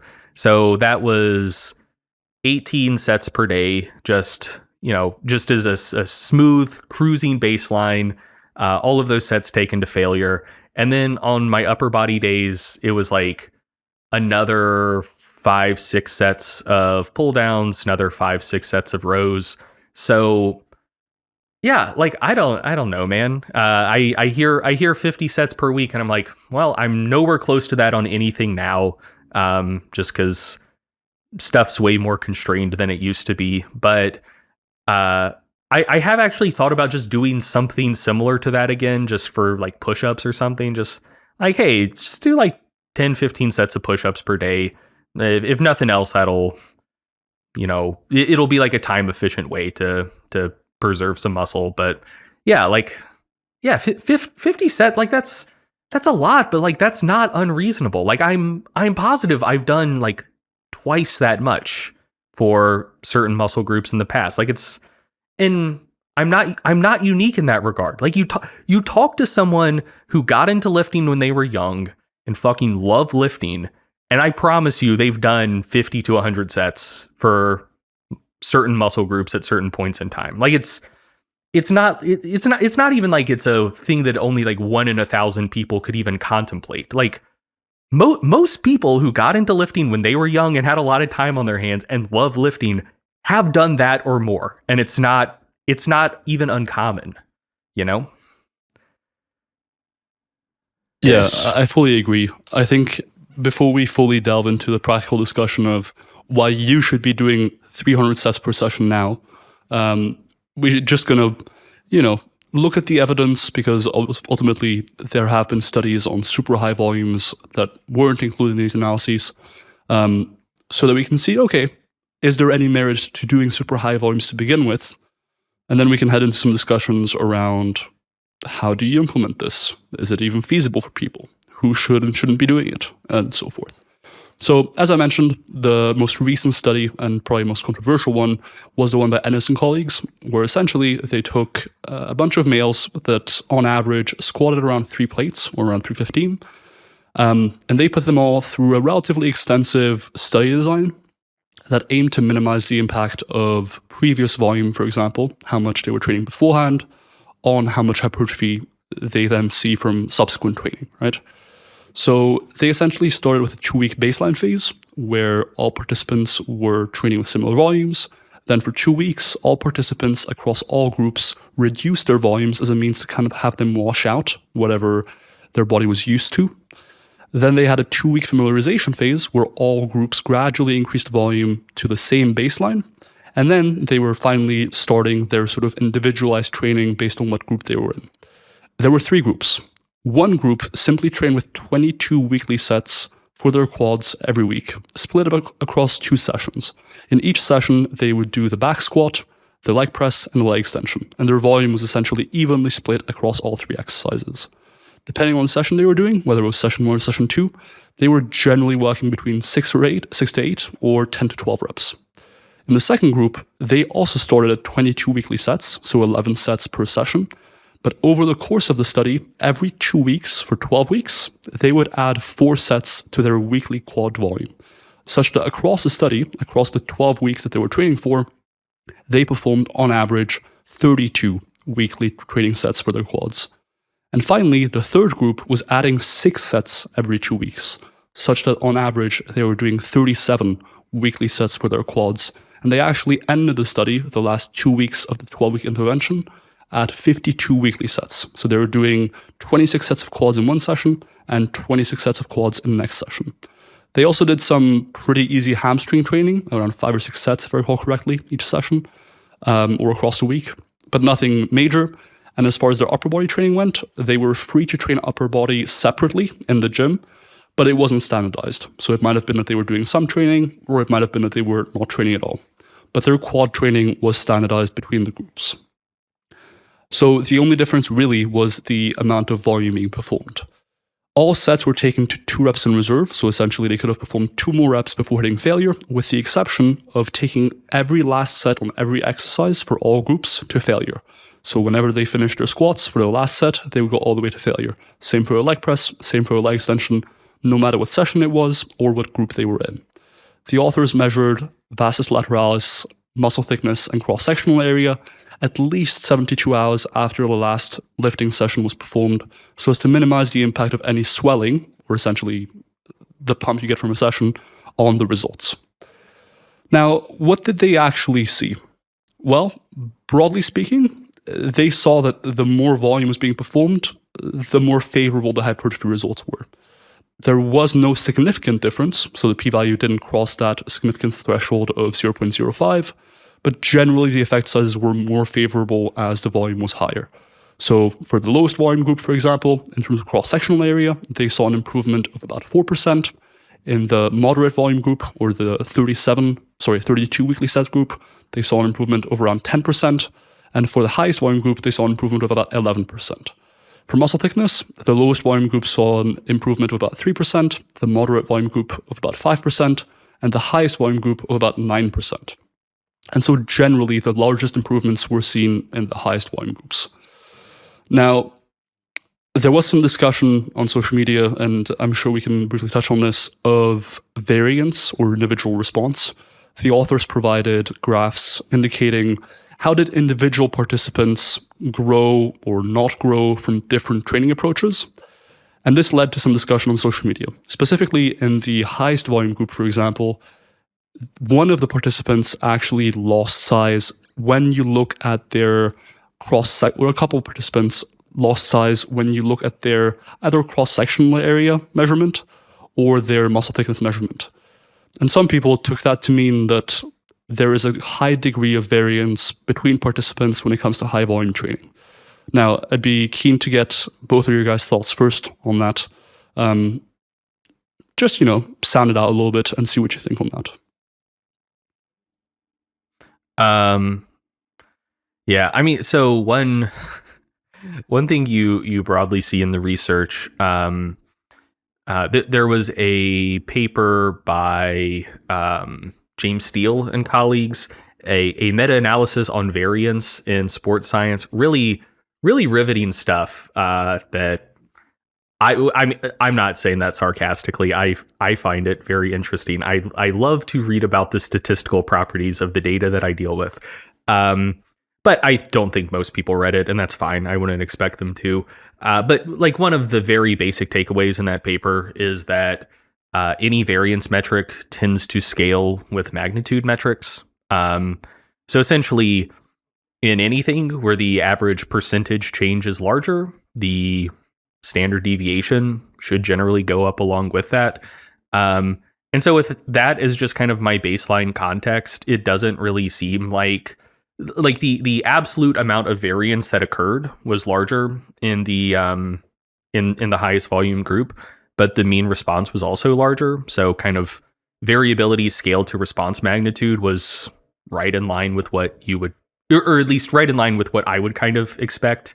Like you see larger mean responses, you see more variability. That is just the way of things. Like with just like vastus lateralis cross-sectional area, the lowest group, it was 4 plus or minus 3.6%. And in the highest volume group, it was 11.2 plus or minus 8.8%. For the change in muscle thickness, it was 3.1 plus or minus 4.4 versus 8.9 plus or minus 8.1. So kind of like the variability observed was actually slightly smaller relative to the mean response magnitude.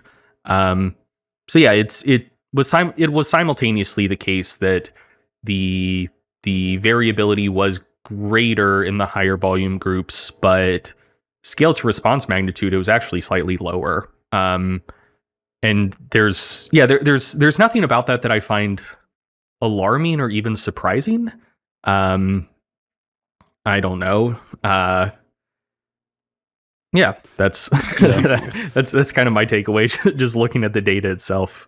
I agree wholeheartedly. I think people essentially saw the individual responses graphed out on paper, and they see that, oh, this participant appears to have lost size pre to post. That must mean that there's a large degree of individual variation, when in reality, for almost any given intervention, because there is both some degree of variance with the measurement tool, there's some degree of biological variance, there's potentially going to be some degree of intervention variance.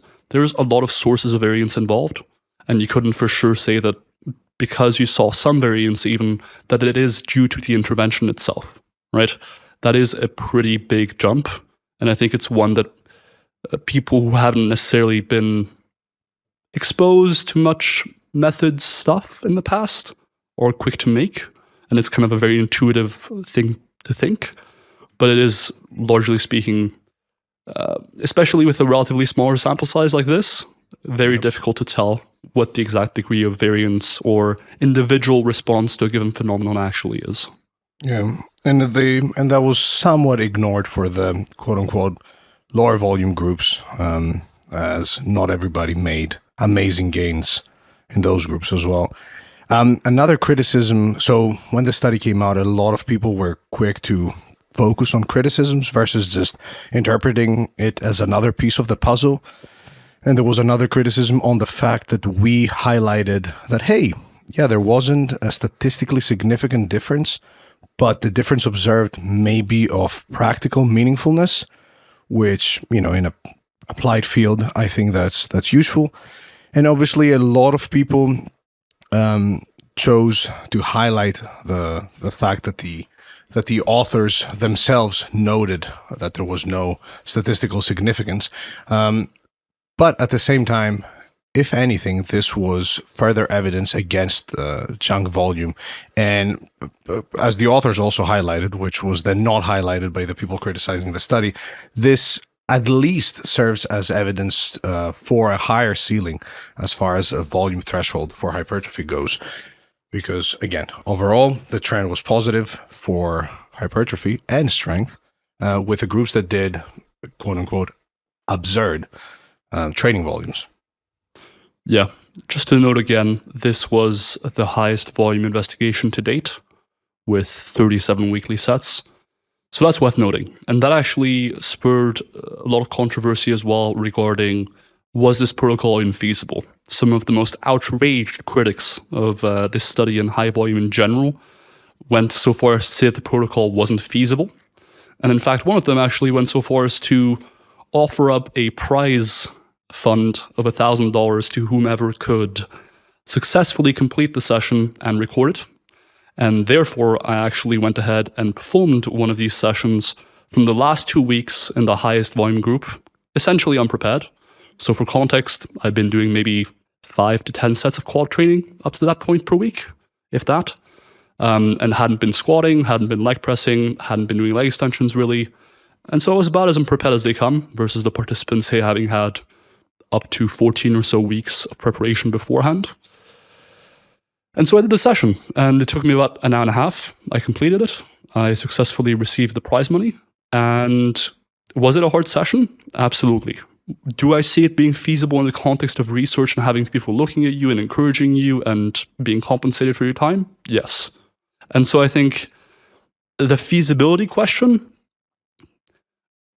unless someone's just really not ever trained that hard and just hasn't been exposed to that, it may just be used as a vehicle for dealing in bad faith and trying to throw out the study altogether versus actually being something that, oh, this is actually impossible. Ultimately, we're talking about spending an hour and a half in the gym twice a week, or in the lab in this case. That was kind of my takeaway from the feasibility discussion. For sure, and the same approach is often not borrowed when, for example, the stretching study came out on the cows, where people stretched their cows for seven hours per week at a 9 out of 10 intensity, where people were happy to accept that was possible within the context of scientific study. For full transparency, I attempted the session as well for camaraderie's sake, but I didn't complete the session because I felt nauseous after the squats. But my quad training was even lower before, so I was doing a maximum of 1 set of squats for a single repetition, or like 3 reps per week. And I got through the squats. We were trying to keep up with the rest times noted in the study, at least the minimum threshold of the rest time. So Milo actually, if you look at the time it took him to complete, and the authors noted the time it took for participants to complete the session, he did it quicker than the average value reported. But because I felt nauseous and there was no prize money for me, I was like, you know what? I've done 600% more volume than I usually do. I'm going to call it a day and not puke in the lab, and I'll just support my boy Milo. I did just want to say something about the statistical interpretation, like people really zeroing in on significance or not.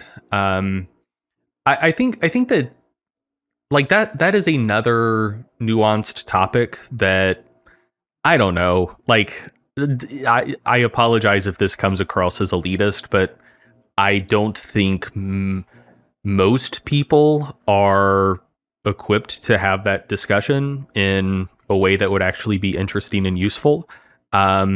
because there are a lot of considerations there. It's just like a null effect doesn't mean a nil effect.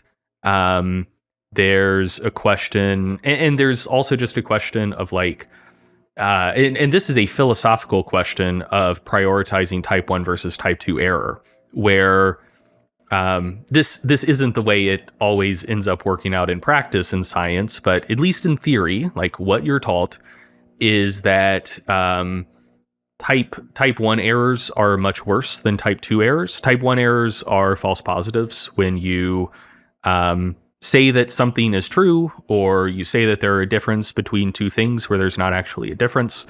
Whereas type 2 error, which is a false negative, where something is truly better or different than something else, but you say there's insufficient evidence to conclude that these things are different or that one is better, that is generally seen as better. Like you want to minimize, ideally you want to have no type 1 or type 2 error, but there are resource trade-offs. In order to do that, you need enormous sample sizes, like you need things that cost more than most researchers have funding access to. So like the standard kind of like setup that people pursue is they set their alpha at 0.05, they set their beta at 0.8, which explicitly says, I think type 1 errors are 4 times worse than type 2 errors. This is oversimplifying, but essentially you want to have an only 5% chance to make a type 1 error, but you're fine with a 20% chance to make a type 2 error. Because in essence, to also get the beta up to 0.95, get your type 2 error rate down to 5%, you might need to, increase your study population by 100-fold, which often just isn't feasible. And there's a reason for that. Science, you're inherently dealing with limited time, limited funding, and people are trying to make discoveries and learn new things that push human knowledge and understanding forward in a way that is efficient and leaves people with a body of knowledge that is solid, that they can have confidence in. That's not always what happens, but that is at least the value of science, like of the scientific community. That is their goal. That's what they're pursuing. And so if you have a bunch of false positives, like that's bad because one, it shakes people's confidence in science because those things turn out to not be true. And then people are like, science is flip-flopping. This is bad, whatever. And it also ends up wasting a lot of time and resources because you get a false positive that is kind of the kernel that seeds a new research niche. And now other researchers are going to be like, oh, that's cool. Let's extend and expand on these findings. So, they run another study trying to like replicate and follow up on something that wasn't true in the first place. And that's, it just sends people on a wild goose chase that ends up being unproductive. So you really try to avoid false positives in science. In like practical situations, that's not always the case, and in fact, it's rarely the case. Like you don't necessarily, like it's context dependent, but like you don't necessarily have a preference for false positives or false negatives just on principle. Like in effect, if you were training an athlete and it's in a sport where a 0.5% difference in performance between competitors means maybe making the podium or not, or being good enough to get sponsored or go pro or whatever versus not. And there's some training practice or intervention that isn't completely evidence free. There is some research on it, but let's say there are 2 studies.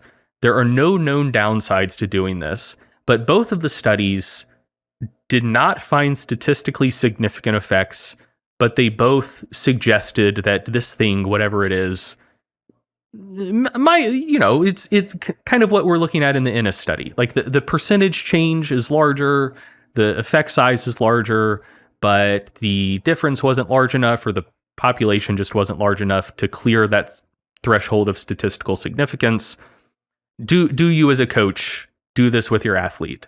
Assuming it doesn't, there aren't like recovery considerations or cost or whatever, like blah, blah, blah, just like in a vacuum, do you do it? And I would say yes, absolutely, because, it doesn't seem like it's going to hinder their performance. You're not, the statistics of the study don't suggest that you should be 99.9% sure that it will improve their performance. But if you're 80% sure that it might have a small effect, and again, like it's feasible, doesn't cost too much, blah, blah, blah, whatever, like you're going to go for it, and that is essentially saying that you have a higher threshold for tolerating type 1 error than type 2 error in that situation. Like you're fine with doing something that might be effective, might be ineffective, because the cost there is smaller. Like the cost of not doing something that might be effective is real, and the cost of doing something that may be ineffective is not. Like essentially you're just kind of like just weighing basic probabilities instead of specifically favoring type 1 versus type 2 error. You know what I'm saying? And so like this is something where I've said different things in different contexts, and I think some people have said that I've kind of like flip-flopped on it, but I haven't. I've been consistent this whole time. When I'm discussing research from like a conservative scientific perspective, I do generally take the position of, hey, let's do things really conservatively. If like let's not try to talk about non-significant differences as if they were significant, and all of that stuff. Whereas when I'm in coach mode and I'm talking about things practically, it's like, hey, it does seem like there's a difference here, and we're like 80% sure this is better instead of 99% sure this is better. But hey, 80% is fine, just because the context is different, and the cost of making type 1 versus type 2 errors differs based on context. And so, I don't necessarily see a problem in treating a non-significant difference as if it's real in a practical context. You just shouldn't be like super overconfident about it, Yeah. You see a sort of a double standard sometimes in the science communication world. So, for example, that this new study on diet breaks came out that showed that it was a meta-analysis actually that showed that diet breaks did have a significant effect in resting metabolic rate. But obviously the scientific community was quick to point out that, hey, that translates to, I think it was like 57 calories in terms of actual difference. So everybody was quick to say, yep, there was a statistically significant effect. But in terms of practical takeaways, there's not really much for you to take there. But in contrast with this study, there was so much quote unquote triggering around the fact that the positive outcomes were highlighted in a way, even though they were not statistically significant, that, as you said, as a coach, I personally don't agree with that approach. Yeah, and it's interesting as well because with both effect size delineations, like how large does an effect size need to be considered small versus moderate versus large, and with the general p-value threshold people set, or essentially what they're willing to accept as a type 1 error rate, both of those are essentially things that were once set by someone who explicitly said, this is a random recommendation that you can use for illustration's sake, but you should ultimately be setting your own delineations based on what makes sense in your field of research and what exactly you're looking at. But then everyone just said, okay, you gave us an example, I'm just going to run with it now. And then basically much of sports science and science at large has actually just used those figures as like okay, we're all using this now, I guess. Never mind considering the area of research as a pertinent factor to consider when interpreting our findings. Yeah, I mean, one of my hottest takes just across the board is For most training studies, like I don't even think they should do statistics on them. Like I think they should just report summary statistics, and just say, hey, don't no one should put too much stock in this one study, and just wait for the meta. Like, just report all of your data in a way that will eventually make it easy to meta analyze, but are the results in this one study statistically significant versus not? Maybe they are, maybe they aren't. You shouldn't care. Like, you shouldn't overgeneralize regardless. If your functional takeaways from a study change, if the p-value is 0.04 versus 0.06, you're an idiot. Like, that's a completely irrelevant threshold to cross. It means nothing to you. Like, even if it's 0.01 and it's a single study, you still shouldn't have that much confidence in it. So yeah, like I sort of just think they shouldn't even test for significance in most individual papers. I think they should just report the results in a way that will be easy to eventually meta-analyze, and just say, hey, here's what we found. Take of it what you will. I mean, hey, I hear you, and I think a lot of authors hear you, but then you also have to talk to the papers, okay, to the journals. Reviewer 2 doesn't agree, unfortunately. Yeah, exactly. And if reviewer 2 doesn't agree, guess what, pal? Your paper is not being published. So we do live in a society. I know. It sucks. Yeah, that was a refreshing take to hear from real Dr. Greg Knuckles. Yeah, not a doctor. Doctor in our hearts, Sure. Very where nice. it counts. Honestly, master is a cooler title. Yeah, sure. It's true. In an absolute sense, I think Master of Science sounds much better than Doctor. What does Doctor mean? Doctor of Philosophy as well. Well, mine was an MA. I've mastered the art. I've mastered the art of exercise science. You might say the art of lifting. Yes, I was about. Man. Anyways, back to the study. Ultimately, with this most recent study by Enes Colleagues, we are talking about the highest volume study to date, with up to 37 sets. So where the meta-analysis by Krieger and colleagues in 2010, and the meta-analysis by Schoenfeld and colleagues, was essentially unable to provide us with any answers regarding where does that inverted U relationship start to tail off, and what do we know about higher volumes than just moderate volumes. This kind of begins to provide some answers. Maybe not the answers many of us were hoping for, but I do think this provides the general takeaway of, for a single muscle group, right, in the context of just training the quads at least, going all the way up to 30 to 40 sets per week for a muscle may actually result in more muscle growth versus just 20 sets.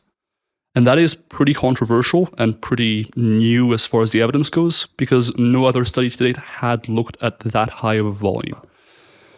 And I think that is important to note, because while we did have a number of studies comparing, say, under 10 sets to over 10 sets, this is the first study of its kind, suggesting that we haven't actually found that drop-off or even potentially the plateau area of that volume relationship.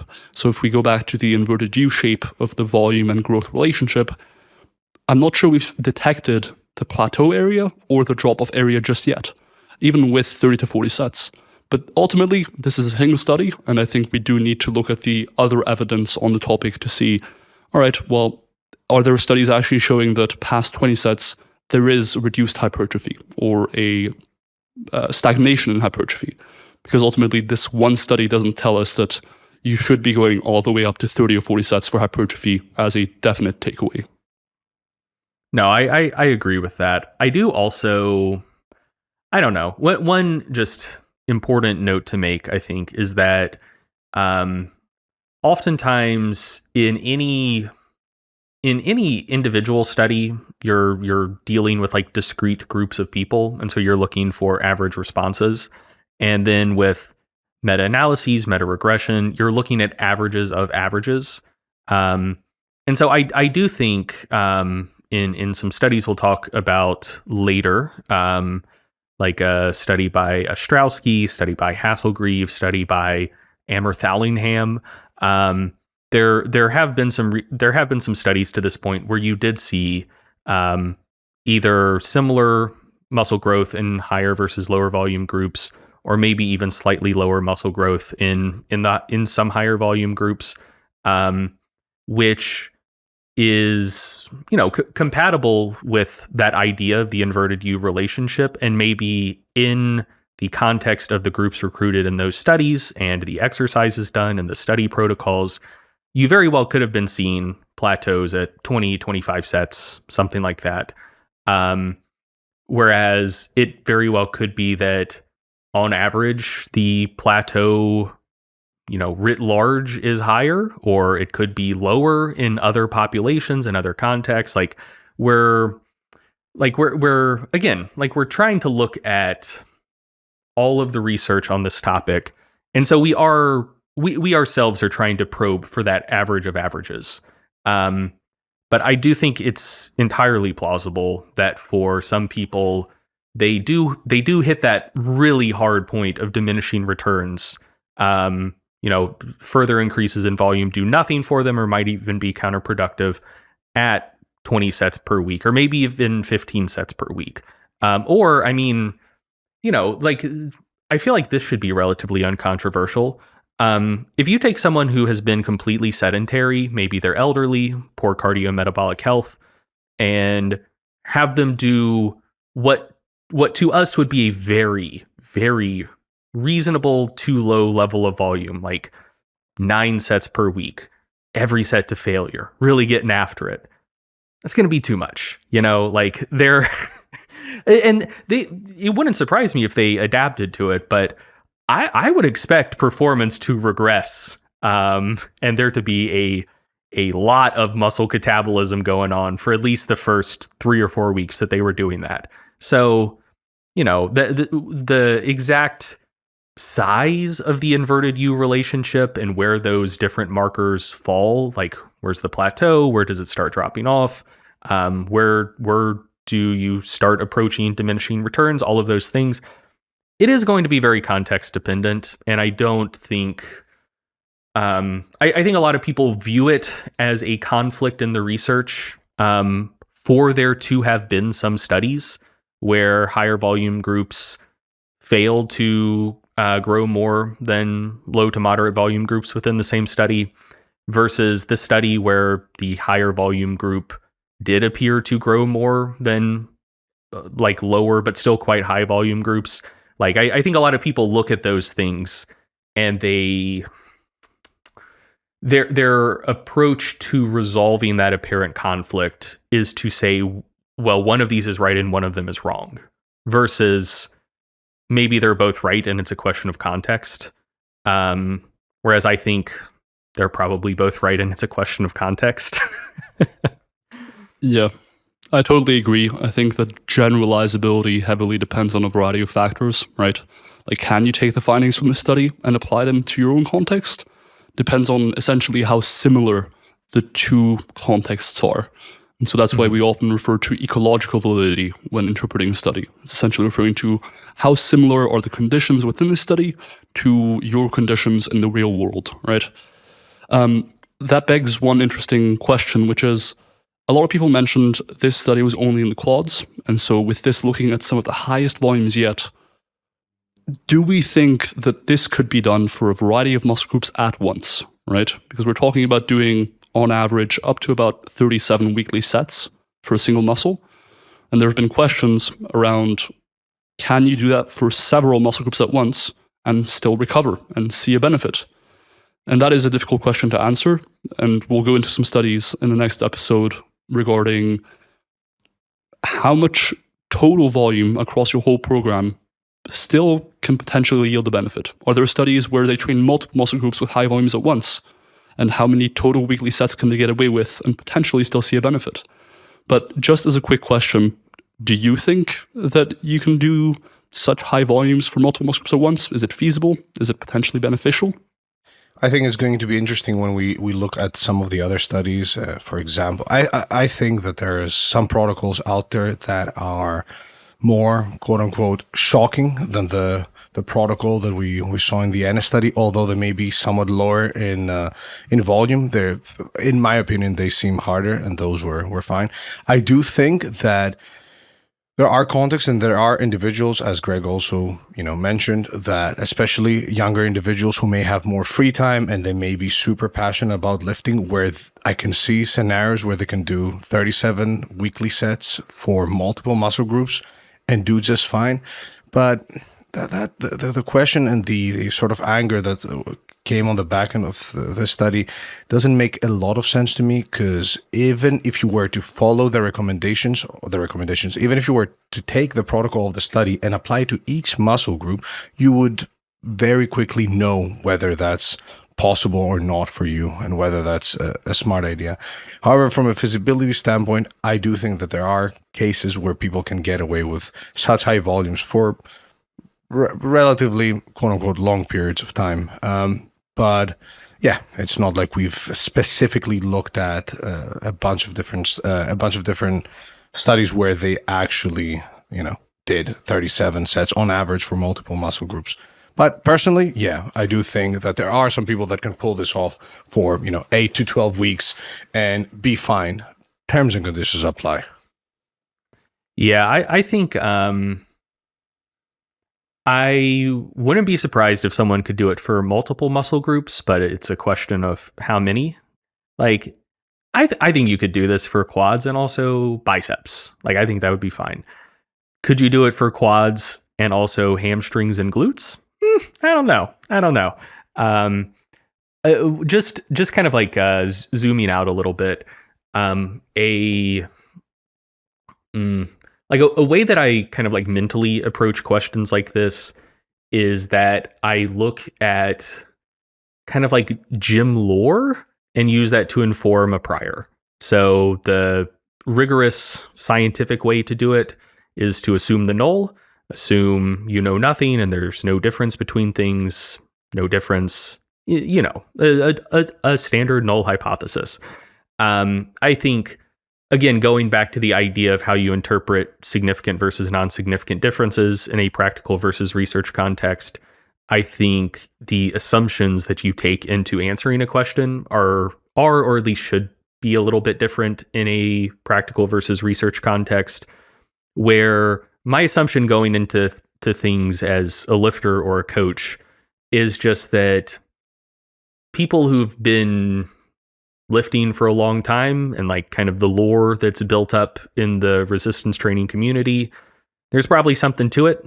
Like, a lot of it's probably right, or if it's wrong, it's probably not catastrophically wrong. And so for something like this, the idea of, hey, when you're going really high volume, should you do that for just one or two muscle groups or everything at once, brings me to the idea of specialization phases that have been popular in bodybuilding for decades, where a lot of people over a long time have had a lot of success doing moderate volumes for most muscle groups and just really, really hammering one or two for a while. And so, since that is the practical way that this has tended to be applied for a long time, I think, and so many coaches do caution against doing specialization phases for multiple muscles simultaneously, and again, have cautioned against that for a long time. I like that. That is my prior here. Like, we don't have that much research on it, but I do sort of think that, like if you're really going to push the volume, maybe limit it to one or two muscle groups. Ramping up to 52 sets for all major muscle groups per week. I'm not going to go really far out on a limb and say that that's, like, strictly speaking, impossible and no one could ever do that. But I suspect most people couldn't. And I suspect that would be very unwise as general advice. Like, I think one or two muscles is probably where you should limit it to if you do want to experiment with really high volumes. Yeah. It was, so the one thing that we continuously highlighted with this study is that the practical applications as far as volume and hypertrophy goes, did not really change much on the back of this. So when this came out, myself and Milo looked at it. We thought, cool.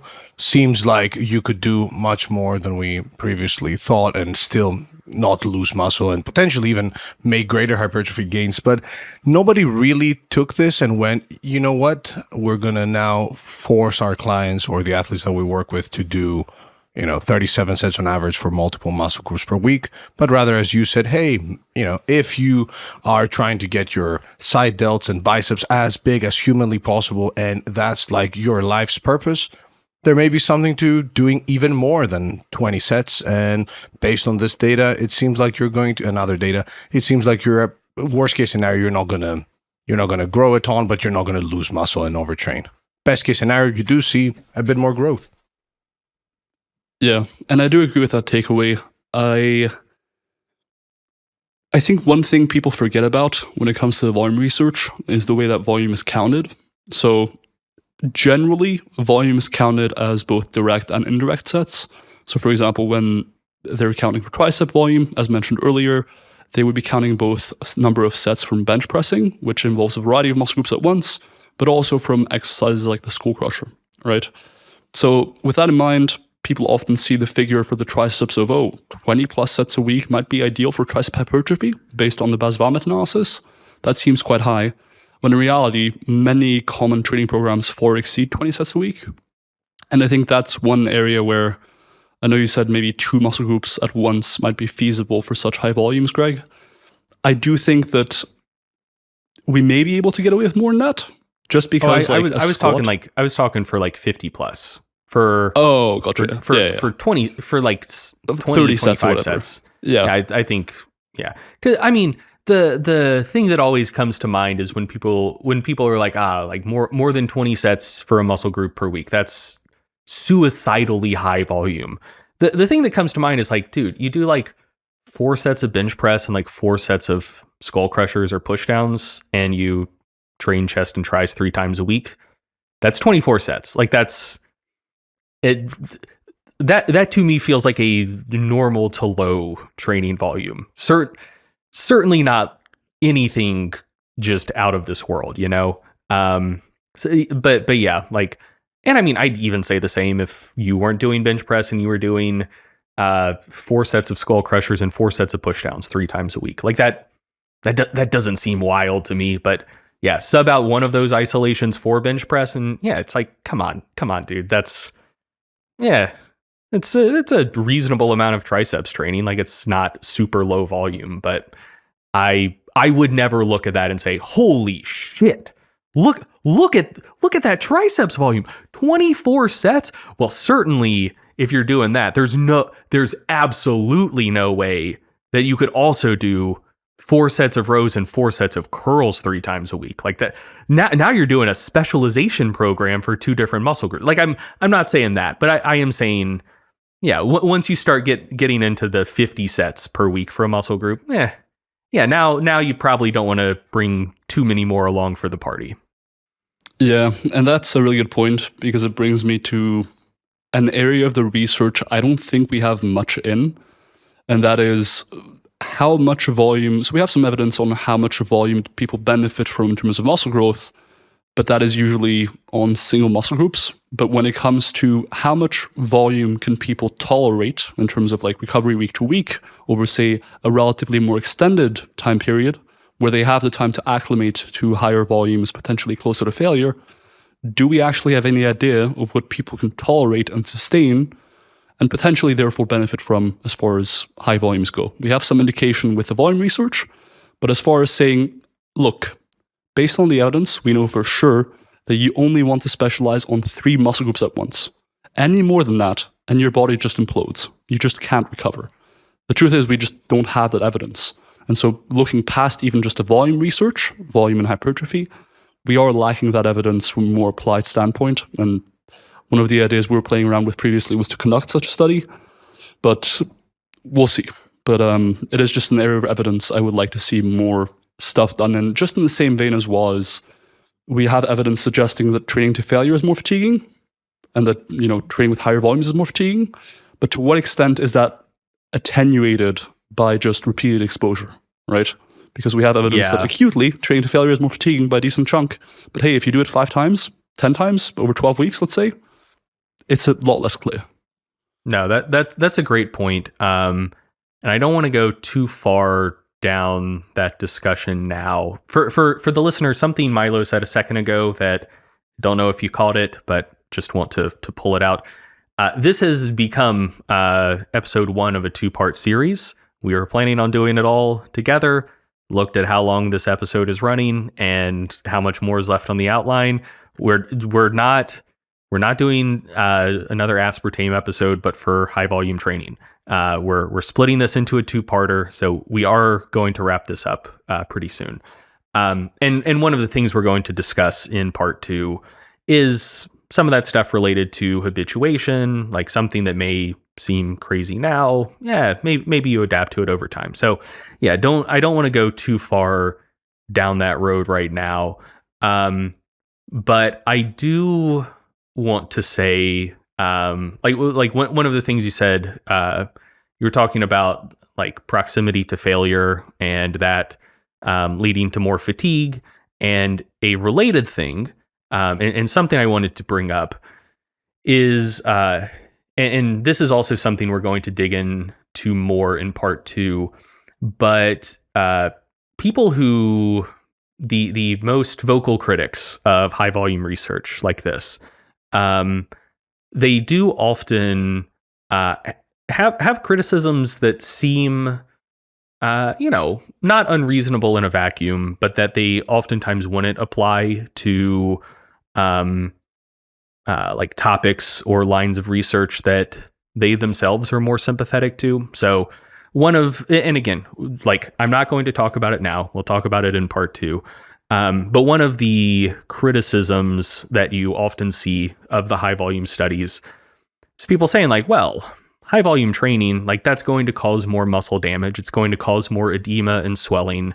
And so in studies where you do observe greater increases in muscle thickness or greater increases in cross-sectional area with high volume training, that's not actually indicative of more muscle growth. That is indicative of greater muscle damage and more fluid retention in the muscle, more swelling, more edema.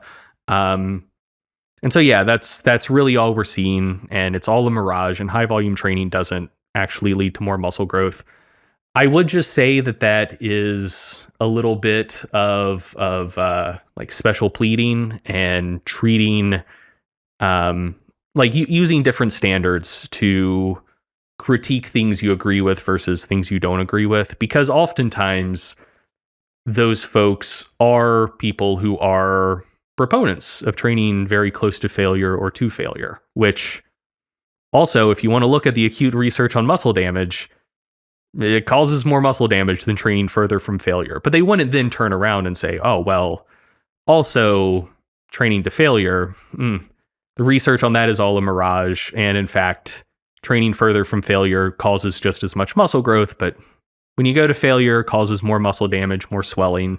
That's all it's picking up on. And so if that is a criticism you have, be consistent about it. If something you disagree with might cause more muscle damage, and you're going to say, well, we should discount this research due to that fact, but the thing that you also like also causes more muscle damage, maybe apply the same criticisms across the board. If you're not a hack. The one thing also that I wanted to shots fired. I'm not talking about anyone in particular. So if someone gets mad, you're telling on yourself. Something else that I did just want to circle back around on about just this paper itself. Since we are going to wrap it up after talking about the metas, talking about the Enes study, and get into everything else later. I did just want to bring up 2 more things about the Enes study itself that I don't think I've seen discussed very much. And that is that one, a standard approach to criticizing research you disagree with is to say that the authors of the study were biased and they set it up in order to get a particular result, and they're just going with like what they believe and kind of like cooking the books or whatever. Which, one, I'll note, that's a very serious accusation to make. Like, that's tantamount to accusing someone of academic fraud, which they could lose their job for. And researchers are busy and probably won't sue you, but that is arguably like legally actionable if if someone wanted to go down that road. But whatever. But yeah, in the case of the Enes study, when you look at the author list, the second author on this paper, Eduardo de Souza, was also the senior author on a paper by Abe that we're going to talk about in the next episode. That is one of the ones that did not find greater, like consistently greater muscle growth with higher and higher training volumes. So, just based on the the prior research output of folks on this author list, it does not appear that the Enes paper came from people who are like strongly biased in favor of high training volumes. Or who knows, if they are, they've at least published research previously that would run counter to that aim. So, accusations of bias from the researchers wouldn't necessarily apply here. The other thing I wanted to note is in discussing this study and in discussing the Rodelli paper that that you guys mentioned previously, that was that influential paper in the Schoenfeld meta-analysis. One of the things that strikes me about both of those, about both of these studies, and we'll talk about Rodelli more in the next episode, is just that they do both have particular strengths that you don't see in a lot of the research on this topic. In the case of the Rodelli paper, it was, correct me if I'm wrong, but wasn't it a 6-month training intervention? Correct. Yep. Yeah. And so one of the things people often say is, man, like we can't take too much away from these studies that are only 6, 8, 10, 12 weeks. Like, we really need longer term stuff. 6-month training studies don't come around very often. And I do find it interesting that the one long-term study on this topic is the one that is disregarded most often. We'll talk about that more in the next episode. But specific to the Enes paper that we're talking about here, it did a lot of things extremely right that also I would love to see more often in research that you very, very rarely see in research. You guys talked about this when describing the paper, but I did just want to circle back to it and call it out for emphasis. But one of the common criticisms of research, of longitudinal training studies, is that they might be, and I think very likely are, often influenced by just what people were doing prior to joining the study. If you've previously been training one way and you come into a study and they have you training some radically different way, maybe it's going to be too much and you're going to get really bad gains just because it's way, way more or way, way less than whatever you were doing before. Or, maybe you were training like really dumb previously and now you get in a study that actually has you putting effort into it and applies progressive overload. And theoretically you had 3 years of prior training experience, but it was all dumb and bad. And you get in a paper, you get into a study and now you just grow like a weed because you're training well for the first time ever. In both of those cases, it's hard to say how much of the observed results are because of the actual study protocol versus the difference between the study protocol and what you were doing before, So that's a common criticism people have, myself included. And what they did in this study of having the 2-week baseline, 2-week volume reduction period, 2-week familiarization, and then 12 weeks of actual differing training intervention, like that's incredible. Like that is what you would want to see to make sure that all of the people coming into the study, that at least their recent training history has been the same.